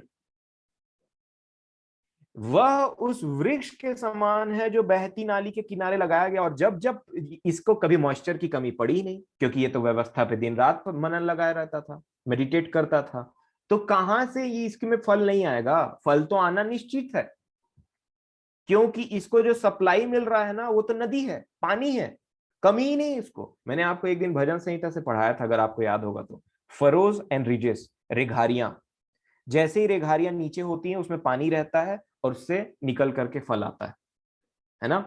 और ये वही व्यक्ति है, और ये है मेडिटेशन करने का फायदा। दिन रात मेडिटेट करिए प्रभु के वचन पे, कोशिश करिए, आप अपनी मम्मी को हमेशा याद रखिए, जिस प्रकार उन्होंने सीखा खाना बनाना और आज वो परफेक्ट है, आपके लिए भी ये चीज पॉसिबल है। याद रखिए, आप एक समय में एबीसीडी नहीं लिख पाते थे, चलिए मम्मी नहीं तो अपना ही याद रख लीजिए, ये पेन याद रखिए, पेंसिल याद रखिए, एक टाइम में एबीसीडी नहीं लिख पाते थे, टेढ़ा मेढ़ा ए को ओ और ओ को क्यू बना देते थे, है ना। परंतु आज आप ऐसे ऐसे ऐसे लिख रहे हैं, क्यों? क्योंकि आपने लिखना कभी नहीं छोड़ा। इसलिए अगर आप उस समय जब आपने ए को ओ बनाया था उसी टाइम आप छोड़ देते ना कि मेरे बस की बात नहीं है, तो आज आपकी हैंड राइटिंग ऐसी नहीं रहती। जैसे कि आज है। आपने किसी चीज को छोड़ा नहीं और पकड़ लिया कि प्रभु मेरी सहायता करेंगे और मैं ये काम को करूंगा, और उसके बाद में आप चलते बने। उसने ठान लिया था कि वो राजा का भोजन नहीं खाएगा और उसने नहीं खाया। उसी प्रकार अपने हाथ, ये पेन को याद रखिएगा कि आप कैसे लिखते हैं। और मैं आपको बताऊं, जिस प्रकार जब एक बच्चा छोटा रहता है ना, और वो ए को लिखते लिखते ऐसे करके करने ही वाला रहता है, उसका पिता उसका हाथ पकड़ लेता है। कई बार बच्चे को बाप सिखाता है कि कैसे, मां सिखाती कि कैसे ए को ए बनाया जाए। लगता है वो बना रहा है, लेकिन बनाता है उसका पिता। यही है परमेश्वर का कलाम। आपको लगेगा कि आप कर रहे हैं, परंतु वो करता रहेगा। आपको लगेगा आप ए बना रहे हैं, परंतु पता चलेगा कि आपके हाथ को वो थाम करके ए बना रहा है। इसको बोलते हैं अनुग्रह, और इसकी हमको जरूरत है। आप ए नहीं बना सकते, परंतु वो बना सकता है। वो मास्टर है उस चीज में। आपको क्या करना है? बस उसको बनाने देना है। कई बार क्या बोलते हैं बच्चे, छोड़ो ना मैं बनाऊंगा, छोड़ो ना मैं बनाऊंगा, ऐसे करते हैं ना छोटे बच्चे। और उसके बाद ए को फिर से ओ, फिर पलट के देखते हैं, पापा नहीं बन रहा है। फिर पापा आता है, मैं बोला ना तेरा हाथ पकड़ के बना रहा हूं, फिर बनाते रहना, प्रैक्टिस तो ले। और फिर वो बनाना स्टार्ट करता है, ए पापा बन गया, फिर ए पापा बन गया। उसके बाद एक समय के बाद में आता है जब बच्चा बाप को ऐसे लिख करके दिखाता है, निबंध लिखते रहता है इंग्लिश में। अब बाप बोलता है, अब वो बच्चा क्या बोलता है, उसको एक बात याद रहता है, पिता अगर आप नहीं होते ना, तो मैं एबीसीडी भी नहीं बनाना जानता। जो आज मैं ये ऐसे लिख रहा हूं ना, निबंध लिख रहा हूं इतना बड़ा बड़ा, आज एबीसीडी भी बनाना नहीं जानता मैं। ये सिर्फ आपकी वजह से हुआ है। और उस बच्चे का घमंड का कारण कौन बन जाता है? उसका पिता, उसकी माता, जिसने उसको वो चीज सिखाया है। इसलिए बाइबल बोलती है घमंड करना है जिसको, ना वो अपनी बुद्धि बुद्धि पे परे करे, ना ताकत पे करे, ना किसी और चीज पे करे, परंतु इस बात पे करे कि वो अपने परमेश्वर को जानता है, क्योंकि उसी ने सब चीज सिखाया है, उसी ने हमको बनाया है। जिस प्रकार एक बच्चा घमंड नहीं कर सकता कभी कि मैंने सीखा एबीसीडी अपने से लिखना, उसी प्रकार एक मसीही कभी घमंड नहीं कर सकता और ये नहीं बोल सकता कि मैं पहले से शुद्ध था, परमेश्वर ने मेरे लिए कुछ नहीं किया या मैंने ऐसा किया है। और इसीलिए हमको सीखना है मेरे प्रियो कि ये जो व्यवस्था की बात है, इसको आपको कराएगा कौन? मेडिटेशन, इस पर ध्यान लगाना। और उससे क्या निकलेगा? नदी, पानी, और उसके पास में आप लगे हुए हैं, आपका ग्रोथ होगा। याद रखिए, इतना जल्दी हार नहीं मानना है आपको। आज पकड़ लिया, जब तक आप अपने पाप के ऊपर में पैर रख करके खड़े नहीं हो जाते ना, तब तक आपको इस बात के लिए नहीं हार मानना है और कहना है, प्रभु आपने मुझे इस पर प्रभुता करने के लिए कहा है। सब चीजें मेरे लिए ठीक है, उचित है, पर मैं किसी के अधीन नहीं होऊंगा। मैं पाप का गुलाम नहीं बनूंगा। मैं अपने यीशु मसीह के द्वारा छुड़ाया हुआ वो व्यक्ति बनूंगा जो आपके दिन रात आपके साथ हो, दिन रात आपके साथ में आपके वचनों पर मेडिटेट करे। मुझे आपके वचनों से प्रेम हो जाए, तब तक मेडिटेट करते रहिए।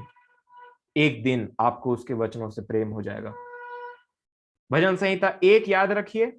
लेखक कहता है कि धन्य है वह जो उसके व्यवस्था पे दिन रात मनन करता है। और भजन संहिता 19 याद रखिए, 1 से 19 के बीच में एक लंबा गैप है, परंतु लेखक कहता है मुझे तेरे व्यवस्था से प्रेम हो चुका, क्योंकि यही दिन रात मेरा मेडिटेशन। इसके बाद में आगे चलेंगे।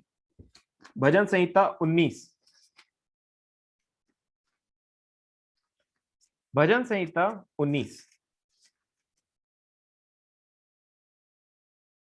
भजन संहिता 19 में ऐसा लिखा है, मैंने इसको एक नाम दिया है मेडिटेशन, ध्यान, ध्यान का चैप्टर। भजन संहिता 19 में अगर आप पूरा 19 पढ़ेंगे तो इसमें 3 भागों में मैंने इसको डिवाइड किया है। आप भी इसको इस तरीके से पढ़ सकते हैं। और भजन संहिता 19 और मरकुस 4 आज का होमवर्क रहेगा। मैंने आपको कहा था कि टेम्प्ट मत होइएगा आगे पढ़ने के लिए, परंतु कोई बात नहीं, उन चीजों में पढ़ लिया गया। मैं मरकुस में आने ही वाला था, पर मैंने कहा था कि आप टेम्प्ट मत होइएगा आगे पढ़ने के लिए, क्योंकि मैंने कुछ डिसाइड किया है ना। और आज मैंने आपको, कल मैं आपको होमवर्क देने वाला था, 2 विषय अभी भी है। मरकुस 4 आपका होमवर्क रहेगा कल के ध्यान के विषय में, आज रात से जो स्टार्ट हो सकता है। दूसरा, भजन संहिता 19, भजन संहिता 19 और भजन संहिता 19 को आप लिखिए भजन संहिता 19 ऐसे करके लिखिए अपने कॉपी में, और उसको आप 3 पार्ट में डिवाइड कर दीजिए, नंबर 1, नंबर 2, नंबर 3। ठीक है। नंबर 1 में लिखिए 1 से 6 वचन, 1 से 6। नंबर 2 में लिखिए 7 से 10, और नंबर 3 में लिखिए 11 से 13।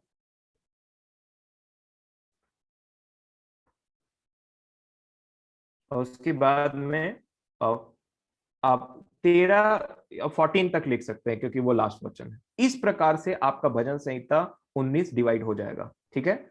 अब जहां आपने भजन संहिता 19 1 से 6 लिखा है, उसके आगे में एक चीज लिखिए, परमेश्वर की महिमा, ग्लोरी टू गॉड।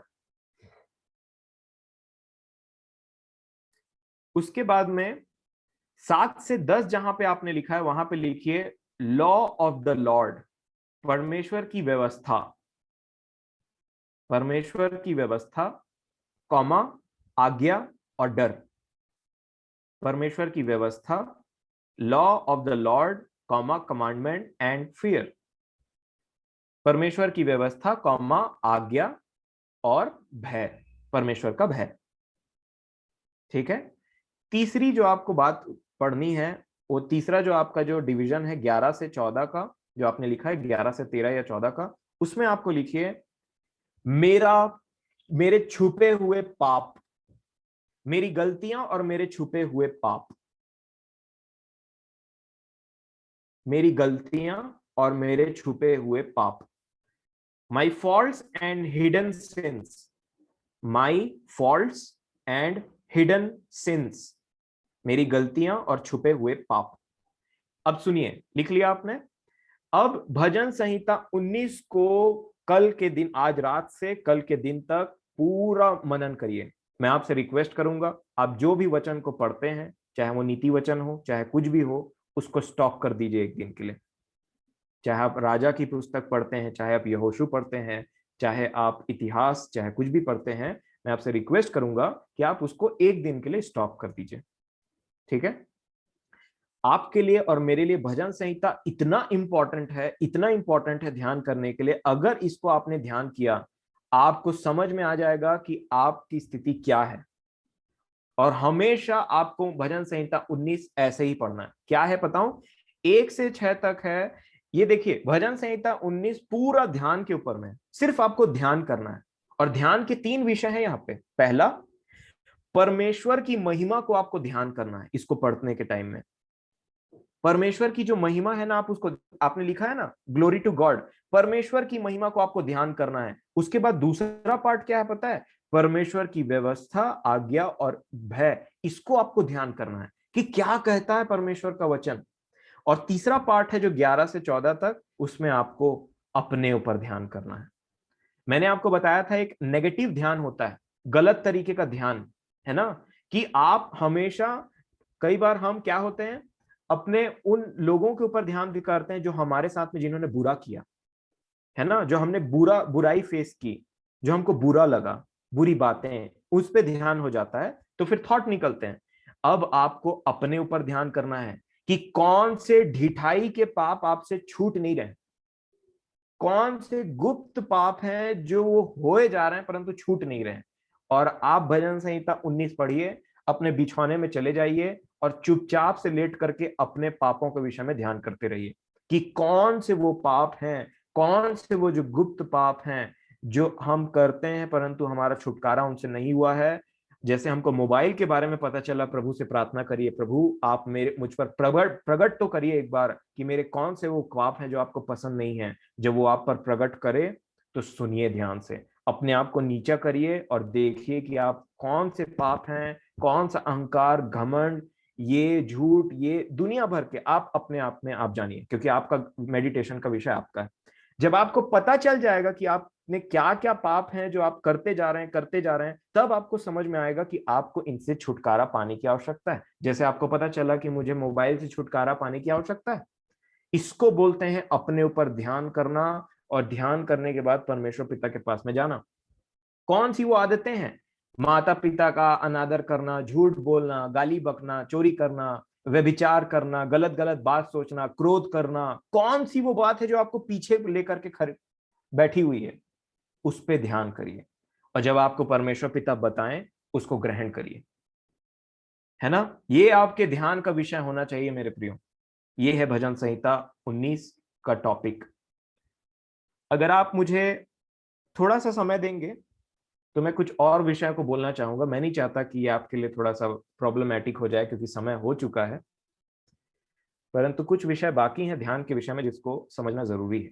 और कितना बज गया है? 9:42 हो चुका है। मैं समझता हूँ मुझे 15 मिनट और चाहिए रहेगा। 10 से 15 मिनट के बीच में मैं ये चीज कर पाऊंगा। तो अगर आप मुझे समय देंगे तो मैं इसको जल्दी से कोशिश करूंगा, ताकि हम आगे की बात को भी सीख सकें, और आप जो अपना ध्यान का विषय बना रहे हैं उसमें आप पूरी बातों को अच्छे से समझ सकें। तो क्या मैं आगे बढ़ूं? आप मुझे 15 मिनट, 10 से 15 मिनट देंगे जरूर? जी, धन्यवाद। ये समझते हुए कि आपने सबने एग्री किया है, मैं आगे बढ़ता हूं। और अब एक एक ऐसी बात जो हम सब के जीवन में कहीं ना कहीं कमजोरी को लाती है, और परमेश्वर पिता के टाइम जब हम हमारे ऊपर में जब क्लेश आता है, मुसीबत आती है, बीमारी आती है, तो हम क्यों पीछे हट जाते हैं? क्यों हमारा मन थकित हो जाता है? क्यों हमारा मन विश्वास नहीं कर पाता है? क्यों हमारा मन टूट जाता है? क्यों हमारा मन ऐसा हो जाता है कि परमेश्वर है कि नहीं है? क्यों हमारा मन विश्वास नहीं कर पाता है उस सर्वशक्तिमान के सामर्थ्य के ऊपर में? ये आपको मिलेगा भजन संहिता 77। भजन संहिता 77 को अगर आप पढ़ेंगे तो 77, इसको भी आप एक लिख सकते हैं ध्यान का विषय, meditating on Lord's work in the day of trouble. ऐसा करके कुछ भी आप अपने हिसाब से उसको लिख सकते हैं। विपत्ति के समय यहोवा के वचन का ध्यान करना, ऐसा करके आप जो भी आपको सही लगे, परंतु आप उसको जरूर एक हेडलाइन दीजिए। अब देखिए 77 के 1 में क्या लिखा है, और ध्यान से सुनिए, ये सबके जीवन में होता है और आपको इस चीज से छुटकारा मिलेगा प्रभु की दया से, ऐसा मेरा विश्वास है। लिखा है, लेखक कहते हैं, आसाफ जो है वो कहते हैं 77 भजन संहिता 1 में, मैं परमेश्वर की दुहाई चिल्ला चिल्ला करके दूंगा, मैं परमेश्वर की दुहाई दूंगा और वह मेरी ओर कान लगाएगा। संकट के दिन में संकट के दिन मैं प्रभु की खोज में लगा रहा, रात को मेरा हाथ फैला रहा और ढीला न हुआ, मुझ में शांति आई ही नहीं। अब इसमें ना शांति है रात को, ना इसको चैन है, और सब शांति उड़ गई है। क्यों? मैं परमेश्वर का स्मरण करके कराता हूं, मैं चिंता करते करते मूर्छित हो चला। चिंता कर रहा है ये व्यक्ति, ठीक है। मुझ और यहां पे क्या लिखा है? इंग्लिश में लिखा है 3rd वचन में, when I remember God I मोर्न, when I meditate my spirit फेंट्स। ठीक है, इसका मतलब होता है जब मैं अपने परमेश्वर को स्मरण करता हूं तो मैं कराता हूं, और उसके बाद में जब मैं ध्यान करता हूं तब मेरा जो स्पिरिट है, जो मेरी आत्मा है, वो क्या होती है? वो मूर्छित हो जाती है, वो खत्म होने लगती है। ऐसा लगता है खत्म होने वाला है सब चीज। क्यों? क्योंकि ये व्यक्ति अपने ट्रबल और अपने उन परेशानियों पर ध्यान लगा करके बैठा हुआ है स्टार्टिंग में, जो विपत्ति की है। विपत्ति आती सबके जीवन में है। दो तरीके के लोग होते हैं, एक जो विपत्ति पे अपना पूरा फोकस लगा लेते हैं, और जब आप विपत्ति को ध्यान करते हैं तो उसके बाद आपकी आशा टूट जाती है। ऐसा लेमेंटेशंस में भी लिखा है, विलाप गीत में भी ऐसा लिखा हुआ है कि जब मैं उन्हीं बातों पर ध्यान लगाए रहता हूं तो मैं, इसको पढ़ लेते हैं, आइए विलाप गीत निकालिए।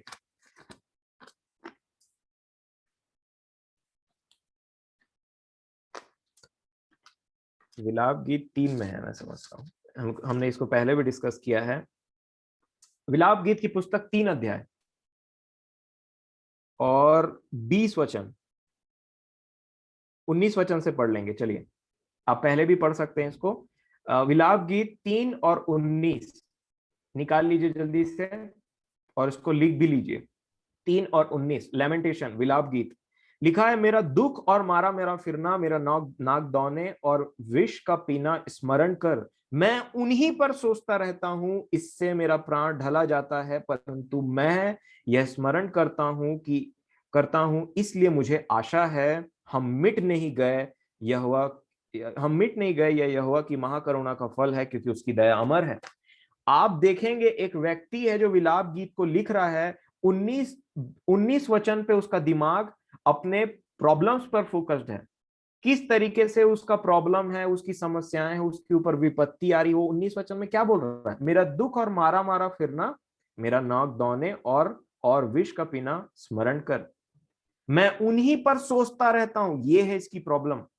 अपने विपत्ति को इतना मेडिटेट करना, इतना ध्यान करना कि आपके अंदर से सारे विश्वास, सारी आशा, सारा चीज निकल करके बह जाए, खत्म हो जाए, और आप खाली रह जाएं, रोते रह जाएं और उसी में पड़े रह जाएं। ये व्यक्ति कहता है, मैं ना अपने उन्हीं पर सोचते रहता हूं, अपनी प्रॉब्लम पर इतना फोकस्ड होना कि मैं उन पर इतना ध्यान किया है ना, मैंने अपनी चक्की, अपने दिमाग के चक्की में इतना विपत्तियों को भर भर के पीसा है कि जो उससे निकल कर क्या रहा है ना, मैं उससे बहुत परेशान हूं। और इसका जो थॉट है वो कैसे चेंज हो गया 20 वचन में, 21 वचन में, जब इसने अपनी विपत्तियों से हटकर अपने परमेश्वर पिता को स्मरण किया। क्या? 21 वचन देखिए, परंतु मैं यह स्मरण करता हूं, इसलिए मुझे आशा है। अब ये व्यक्ति जिसको आशा नहीं थी, इसका मन टूटा चला जा रहा था, अब इसको कैसे आशा आ गई? क्या किया इसने? हम मिट नहीं गए, यह यहोवा की महाकरुणा का फल है, क्योंकि उसकी दया अमर है। इसने एक ऐसी बात पे फोकस किया जो परमेश्वर पिता, इसने अपनी विपत्तियों पर ना फोकस करके अपने परमेश्वर पिता पर फोकस किया, कि अगर इतनी विपत्ति है, इतनी मुसीबत है, उसके बावजूद भी आज मैं जिंदा हूं, यही मेरी आशा है, क्योंकि उसने मुझे मरने नहीं दिया। अगर दुष्ट इतना प्रबल होता कि वो मुझे मार दे, तो आज मैं जीवित नहीं पाया जाता। परंतु अब मैं अपनी परेशानियों पर मेडिटेट नहीं करूंगा, अब मैं उसके उन कार्यों पर करूंगा, पहले जब मेरे पर विपत्ति आई थी, जैसे उसने मुझे उस तरीके से बचाया था, वो आज भी बचाएगा। इसको बोलते हैं बेस्ट मेडिटेशन।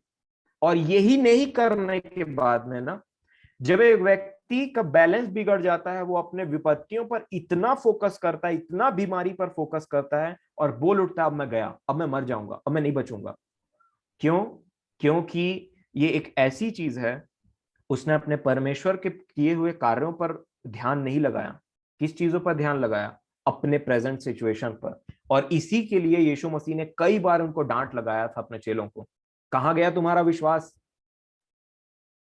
चेलों पे देखिए, एक जगह प्रभु यीशु मसीह, उनके पास खाने के लिए कुछ नहीं रहता है, कोई बच्चा आता है, कोई आता है और देता है कि 2 रोटी, 5 रोटी 2 मछली ऐसे देता है, वो उसको खिलाते हैं, वो टोकरियां उठा रहे हैं भर भर के, है ना। और उसके बाद में उन्होंने देखा कि कैसे ये कैसा व्यक्ति है, ये जो हमारे साथ में घूमता है, इसको हम 5 रोटी और 2 मछली देते हैं, ये 5,000 7,000 लोगों को खिलाता है।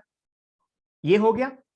नेक्स्ट टाइम फिर से ऐसा सिचुएशन अराइज हुआ था, जब उसने दूसरे 7,000 लोगों को खाना खिलाया था, और फिर भी वो पूछते हैं, कहां से आएगा खाना?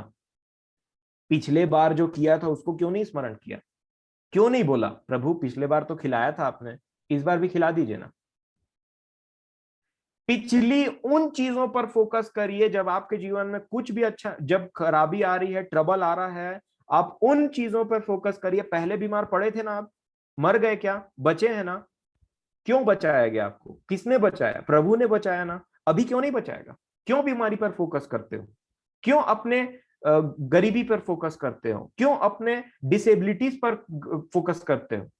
क्यों सोचते हो कि अब हम मर जाएंगे, ये हो जाएगा, वो? क्यों नेगेटिविटी तुम्हारे अंदर से निकलती है? क्यों? क्योंकि तुमने मेडिटेशन किया है, तुमने ध्यान किया है। किस बात पर? प्रॉब्लम पर। अरे, ये कोरोना से सब मर रहे हैं, इतने लोग डेली डेली मर रहे हैं, मैं भी मर जाऊंगा। तुम सोचो, इतने सारे लोगों में से तुमको चुन करके अपने करीब आने दिया है। तुमने ये नहीं सोचा कभी कि इतने सारे लोगों में से उसने चुन करके मुझे अपने करीब आने दिया, बचाया, अब क्यों नहीं बचाएगा? ये क्या है? ये महामारी सब चीजों से बचा करके रखेगा, और मर भी जाऊंगा तो उसी के पास ना जाऊंगा। किस बात का टेंशन है आपको? किस बात की चिंता है? किस बात का डर आपको सता रहा है? मेडिटेशन किया है आपने, ध्यान लगाया है, और इसको बोलते हैं अविश्वासी। विश्वास नहीं किया आपने, जब समय दिखाना था विश्वास का तब आप गिर गए। सीखिए, नेक्स्ट बार ऐसा ना हो। और आप भजन संहिता 77 को अच्छे से पढ़िएगा। इसमें एक से ये जो टोटल इसमें ना 20 वचन पाए जाते हैं, ठीक है। और जो मैंने स्टडी की है भजन संहिता 77 का 1 से 10, आप भजन संहिता 77 लिख लीजिए अपने कॉपी में। भजन संहिता 77 का 1 से 10 तक लिखिए। असाप की विपत्ति पर उसने फोकस किया, या विपत्तियों पर फोकस करना, विपत्तियों पर ध्यान करना, मेडिटेट करना, जो भी आपको अच्छा लगे लिखिए। अपनी विपत्तियों पर ध्यान करना, ध्यान करना। दूसरा, 11 से लेकर के 20 वचन में लिखिए परमेश्वर के पुराने कामों को स्मरण करना। भजन संहिता 77 1 से 10 अपनी विपत्तियों पर ध्यान करना। भजन संहिता 77 11 से 20 परमेश्वर के पुराने कामों को स्मरण करना, जो हमारे लिए उसने किया और आज भी वो ताकतवर है। क्यों वो कह रहा था, क्यों वो व्यवस्था विवरण में परमेश्वर पिता कहते हैं तू अपने बच्चों को बताना, बच्चों के बच्चों को बताना, भूल ना जाना, ऐसा ना हो कि तू भूल जाए, ऐसा ना हो कि तू भूल जाए। क्योंकि भजन संहिता 78 हमने पहले भी स्टडी की, अगर आपको याद होगा तो। और इनमें सबसे बड़ा इनका पाप क्या था कि वो उसके कामों को भूल गए।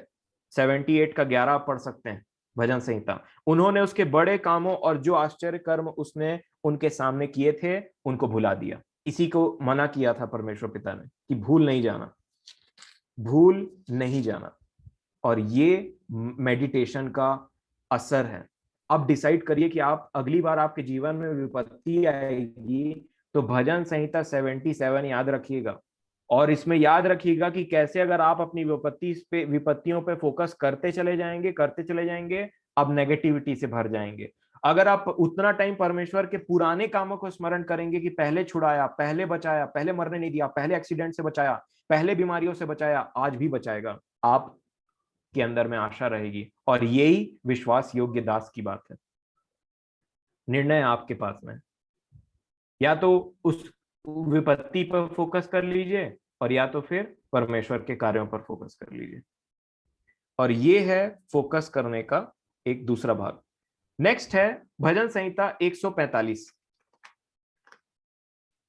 मैं समझ रहा हूं थोड़ा लेट हो रहा है, परंतु जल्दी से मैं इस चीज को खत्म करूंगा। भजन संहिता 145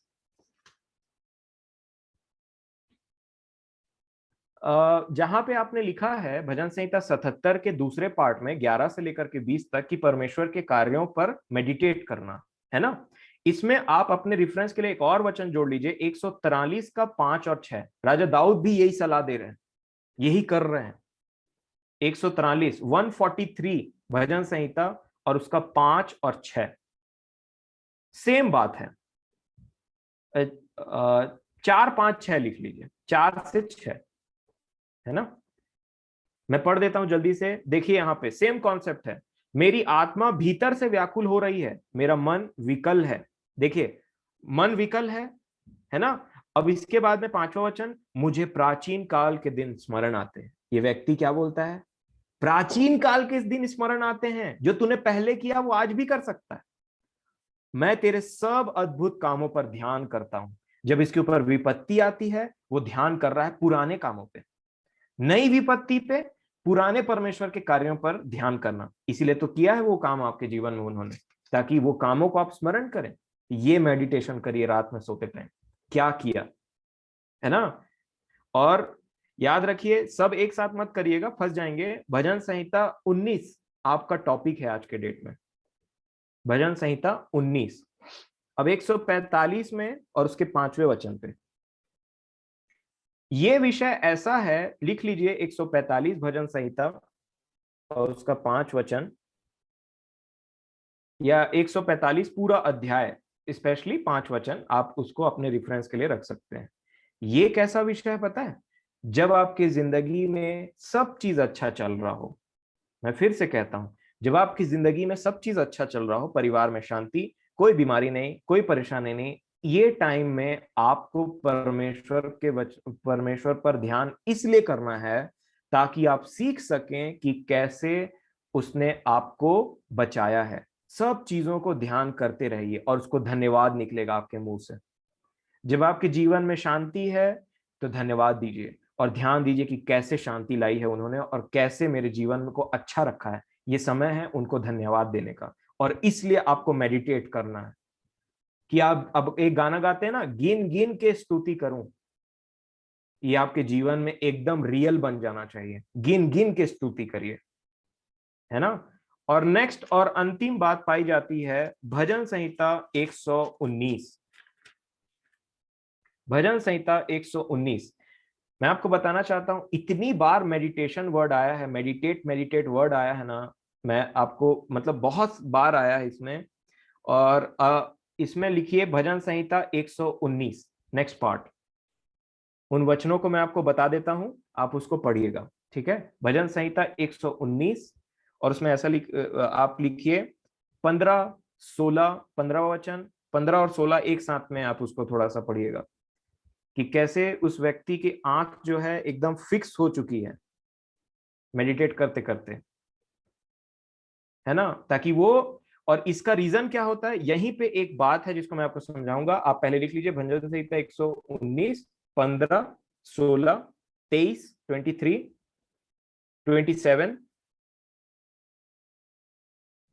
48, 97, 98, 99, 100, है ना। इतने सारे वचन का निचोड़ मैं आपको देता हूं, आप बाद में पढ़ सकते हैं इसको, ठीक। एक व्यक्ति है राजा दाऊद, इन्होंने परमेश्वर पिता के वचन पर इतना फोकस किया, इतना फोकस किया, ध्यान दिया, दिन रात ध्यान दिया।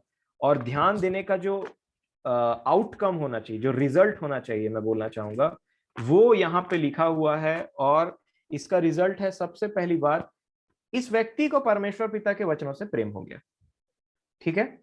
इस व्यक्ति को अपने परमेश्वर से प्रेम हो गया, इस व्यक्ति को अपने परमेश्वर की व्यवस्था से प्रेम हो गया, इस व्यक्ति को अपने परमेश्वर की आज्ञाओं से प्रेम हो गया, और इस व्यक्ति को अपने परमेश्वर की विधियों से प्रेम हो गया। ये व्यक्ति मेडिटेट करते करते करते परमेश्वर के प्रेम में लिप्त हो गया। अब ये व्यक्ति परमेश्वर के बिना समय बिताए नहीं रह सकता, ये बाउंड हो गया अपने परमेश्वर के वचनों पे। अब ये व्यक्ति ना दिन भर, अब इसका रिजल्ट पहला तो ये क्या हुआ, इसको प्रेम हो गया अपने प्रभु के वचनों से, अपने प्रभु से, अपने परमेश्वर से। और आप जानते हैं परमेश्वर से प्रेम करने वालों के लिए ही उसकी वाचा पूरी होती है। जो उससे प्रेम नहीं करता वो कुछ भी कर ले उसके समीपी में नहीं आ सकता, ये उसके मन के अनुसार नहीं बन सकता। आपको परमेश्वर से प्रेम करना ही पड़ेगा। और किससे संभव है, मेडिटेशन, ध्यान करने से, यही उस चीज को संभव बनाएगा। दूसरी जो इसका आउटकम हुआ, उसको एक बहुत अंडरस्टैंडिंग मिली, बहुत बड़ी अंडरस्टैंडिंग मिली, जो आप इसको पढ़ सकते हैं 99 वचन में, है ना। 98 से, जैसे मैंने आपको कहा 98 से मैं आपके सामने पढ़ूंगा, आपने लिखा है, आप पढ़ेंगे तो मतलब देखना चाहें तो जरूर देखिए। भजन संहिता 119, 98। तू अपनी आज्ञाओं के द्वारा मुझे अपने शत्रुओं से अधिक बुद्धिमान करता है, ये आशीष। प्रेम हुआ, मेडिटेट किया, और उसके बाद में रिजल्ट क्या हुआ, आपके जितने भी शत्रु है ना, शत्रु बोलने से इंसान नहीं, वो आदतें जो आपके ऊपर में प्रभुता करती हैं और आप उससे परेशान हैं, आपको उससे भी ज्यादा वो बुद्धिमान बना देगा, ठीक है। अपने शत्रुओं के ऊपर में बुद्धिमानी दी, उसके ऊपर में, उसके बाद में क्या लिखा, अधिक बुद्धि क्योंकि वे सदा मेरे मन में रहती हैं। सदा वो उसके मन में रहती हैं, क्योंकि इसी का कारण है, इसी का रीजन है कि वो अपने शत्रुओं से ज्यादा बुद्धिमान है। नेक्स्ट 99, मैं अपने सब शिक्षकों से भी अधिक समझ रखता हूं क्योंकि मेरा ध्यान तेरी चेतावनियों पर लगा रहता है।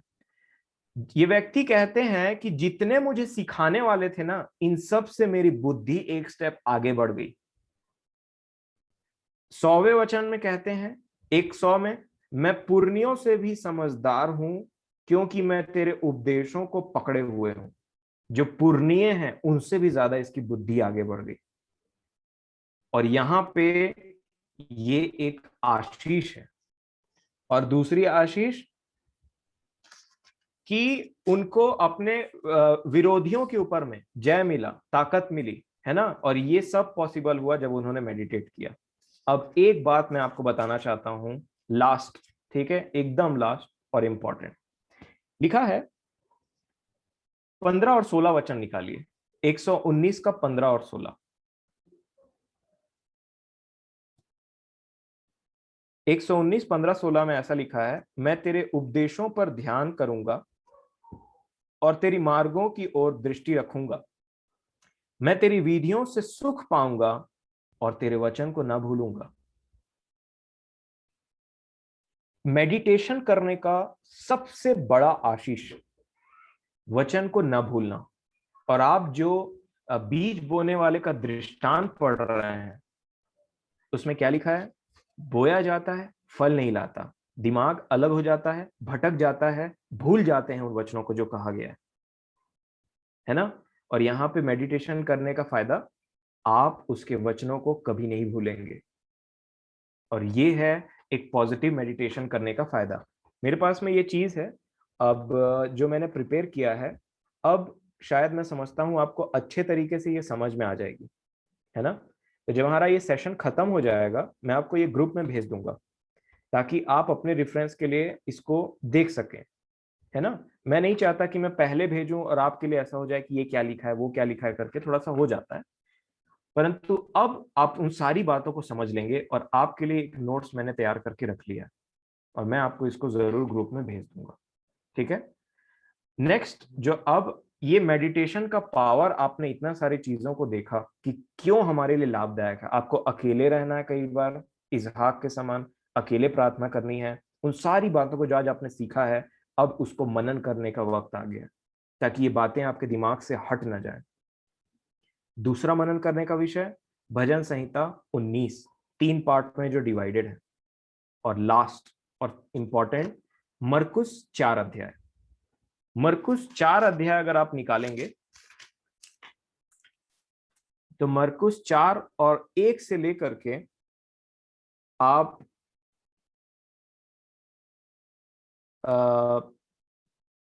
चलिए 20 वचन तक पढ़िए, 25 तक पढ़ लीजिए। मरकुस 4 1 से 25। मरकुस 4 1 से 25। अब आपको मैं बताना चाहता हूं कि ये बीज बोने वाले का दृष्टांत जो है, ये इंपॉर्टेंट और बहुत ज्यादा इंपॉर्टेंट क्यों है, यही लिखा है 13 वचन। यीशु मसीह की बात को सुनिए ध्यान से, क्यों आपके लिए ये दृष्टांत बहुत इंपॉर्टेंट है। यीशु मसीह कहते हैं मरकुस रचित सुसमाचार 4 अध्याय 13 वचन में, फिर उसने उनसे कहा, क्या तुम यह दृष्टांत नहीं समझते? जब उन्होंने दृष्टांत को कह डाला बीज बोने वाले का, उसके बाद क्या कहा? फिर उसने उनसे कहा, क्या तुम यह दृष्टांत नहीं समझते? Question mark. तो फिर और सब दृष्टांतों को कैसे समझोगे? ये एक ऐसा दृष्टांत है जिसको अगर आपने नहीं समझा तो बाकी के दृष्टांतों को कैसे समझोगे, प्रभु कहते हैं। ये दृष्टांत, ये मास्टरपीस को नहीं समझा आपने, ये दृष्टांत को नहीं समझा जो सबसे ऑलमोस्ट सबसे पहले कही गई दृष्टांतों में से एक है, तो बाकी के दृष्टांतों को कैसे समझोगे? ये इतना इंपॉर्टेंट है आपके लिए मनन करने के लिए। और अब मैं ज्यादा समय नहीं लूंगा, हो गया बस। और आपको धन्यवाद देना चाहूंगा कि आपने पेशेंस दिखाया, धीरज धरा, और मैं समझता हूँ आपने सीखा है कुछ, है ना। ये आपके पास में मिल जाएगा आपको। परंतु इजहाक के क्वालिटीज के ऊपर मनन करिए, कैसे वो अकेला जाता था। उसके बाद यहोशू, ये वो जितनी भी बातों को आपने सीखा, उन सबको मेडिटेट करिएगा। और ध्यान और इस बात पे मेडिटेट करिए कि मेडिटेट करना कितना इंपॉर्टेंट है और इसके बहुत फायदे हैं।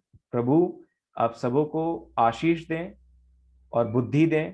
और इसके बाद में जो आप कार्य को करेंगे आज रात से लेकर के कल शाम तक, और फिर कल हम जब तक नहीं मिल जाते प्रभु के अनुग्रह से, तब तक हम अब सबको प्रभु सहाय, यीशु सहाय, और आपकी वो मदद करें, आपकी सहायता करें। याद रखें मेरे प्रियो, कोई भी काम करें प्रार्थना से स्टार्ट करें, प्रार्थना बहुत जरूरी है। चेलों की आंखों को उसने खोला, तब वो उस व्यवस्था की बातों को सीख पाए। पौलुस के प्रचार के द्वारा नहीं, परंतु परमेश्वर ने लुदिया के हृदय को खोला, इसलिए वो पौलुस की बात को समझ पाई। मतलब पौलुस के प्रचार से ज्यादा दम इस बात में है कि परमेश्वर की दया हमारे हृदय को खोलती है या नहीं। और उसके विषय में एक गाना है कि तू देता अंधों को रोशनी, आंखें खोल मेरी। मैं इस गाने को जल्दी से गा लूंगा आपको हिम्मत देने के लिए। तू देता अंधों को रोशनी, आंखें खोल मेरी, आंखें खोल मेरी, तू आंखें खोल मेरी मेरे खुदा। तेरे वचन में है राज ही, आंखें खोल मेरी, आंखें खोल मेरी, तू आंखें खोल मेरी मेरे खुदा।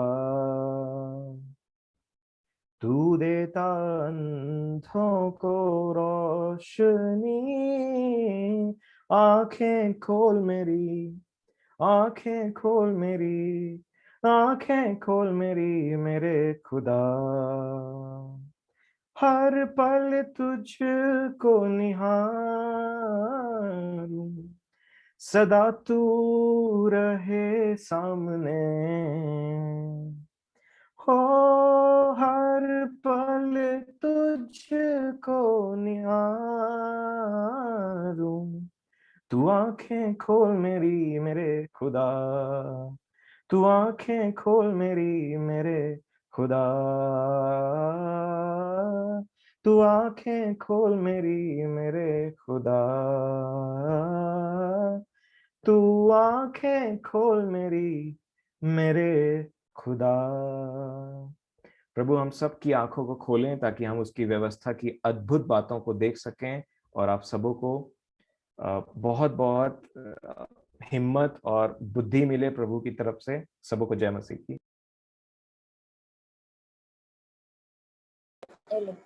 रुपेश बेटा को अद्भुत प्रकाशन और प्रभावशाली वचन के लिए मैं धन्यवाद देती हूँ। सचमुच में हमारे हृदय को छू लिया आज का जो वचन है, और हमारी आत्मिक आंखें भी खुली कि हमें परमेश्वर पिता पे ध्यान देना है, और उनके साथ साथ हमें अपने आप पर भी ध्यान देना है, और कहाँ हमसे चूक हो रही है अपना आत्मावलोकन करके सही स्थिति पे हमें अपने जीवन को परमेश्वर पिता के भय में आगे बढ़ाना। रुपेश बेटा को बहुत बहुत धन्यवाद। आइए हम अंतिम प्रार्थना की ओर जाएंगे। मैं निवेदन करूंगी अमन से अंतिम प्रार्थना में अगुवाई करें। आइए हम प्रार्थना करें। हमारे जीवित महान सर्वशक्तिमान परमेश्वर पिता, प्रभु यीशु मसीह के पवित्र मीठे नाम से आपके अनुग्रह के सिंहासन के सन्मुख आते हैं प्रभु जी। हाँ प्रभु जी, आप ही ने जब लोगों की आंखें खोली प्रभु जी, तभी वो आपकी बातों को वो जानने पाए। हाँ प्रभु जी, हम आपसे आज इस समय यही प्रार्थना करते हैं प्रभु जी कि अपना ध्यान जो हम इधर उधर प्रभु जी जो भटकता है प्रभु जी, जो बहुत सारी चीजें हमारे ध्यान का प्रभु जी आकर्षित करती हैं प्रभु जी, शैतान कई युक्तियां निकालता है, परंतु प्रभु जी अब हम सबकी सहायता मदद करें कि उसकी हम युक्तियों का पहचानने पाए। आप प्रभु जी, और जैसा आज हमने सीखा कि हम कितना महत्वपूर्ण है हमारे जीवन के लिए कि आपके वचन पर हम ध्यान करें प्रभु जी। आप रोज आपके कामों पर ध्यान करें प्रभु जी, जो अनुभव जो आपने हमारे जीवनों में दिए हैं हर एक बातों पे प्रभु जी, अपने परेशानियों पे मुश्किलों पे ध्यान ना दें, क्योंकि प्रभु जी उस पे ध्यान देने से हमारी परेशानियां और बढ़ जाती हैं प्रभु जी। अब हम सबकी सहायता और मदद करें प्रभु जी कि हम आप ही पे ध्यान देने पाए। हर एक प्रियो को प्रभु जी आपके अनुग्रह के सिंहासन के सन्मुख लेके आते हैं प्रभु जी, जो खास तौर पे जो शारीरिक तौर पे अस्वस्थ हैं या किसी भी प्रकार की परेशानियों में है प्रभु जी, हम सबकी सहायता करें। पतरस के समान प्रभु यीशु मसीह हम आपकी ओर देखने पाए, ताकि हम पानी पे भी चल सकते हैं प्रभु जी, यदि हमारा ध्यान आपकी ओर होगा, क्योंकि आपके लिए कुछ भी असंभव नहीं है, कुछ भी कठिन नहीं है प्रभु जी। हम सबकी सहायता करें। जो वचन का भाग हमको दिया गया प्रभु जी, उसे प्रभु जी ईमानदारी से हम पढ़ने पाए, और उस प्रार्थना के साथ कि प्रभु जी जब उन वचनों को हम पढ़े प्रभु जी, आपकी व्यवस्था की अद्भुत बातों को हम सब सच में देखने पाए, ऐसी दया अनुग्रह चाहता हूँ प्रभु जी। हर एक प्रियो को, बच्चों से लेकर बड़ों को, हर एक बुजुर्गों को आपके हाथों में सौंपता हूँ प्रभु जी। हम सब आपके आत्मा के द्वारा संभाले जाएं, क्योंकि हम सब जानते हैं कि हम अंत के दिनों के अंतिम समयों में हैं प्रभु जी। हम सबको प्रभु जी वो सुनने वाले कान दें, ग्रहण करने वाला हृदय प्रदान करें प्रभु जी।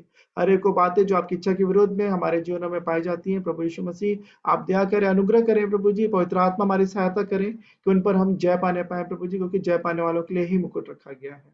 हर एक बातों को आप ही के हाथों में सौंपते हैं, और दुआ उद्धार करता प्रभु यीशु मसीह के पवित्र और मीठे नाम से मांग लेते हैं, आमीन।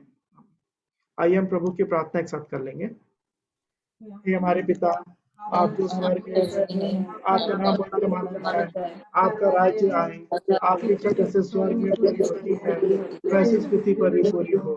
हमारी दिन भर की रोटी आज हमें दें, और जिस प्रकार हमने अपने अपराधों को क्षमा किया है वैसे ही आप भी हमारे अपराधों को क्षमा करें, और हमें परीक्षा में न लाएं परंतु बुराई से बचाएं, क्योंकि राज्य, पराक्रम, महिमा सब आपकी है। आमीन। तो जय मसीह, Shalom. Good Good night. night, Mr. Butthead. कल हम 7:30 बजे मिलेंगे। कल हम कृपया समय का ध्यान रखें।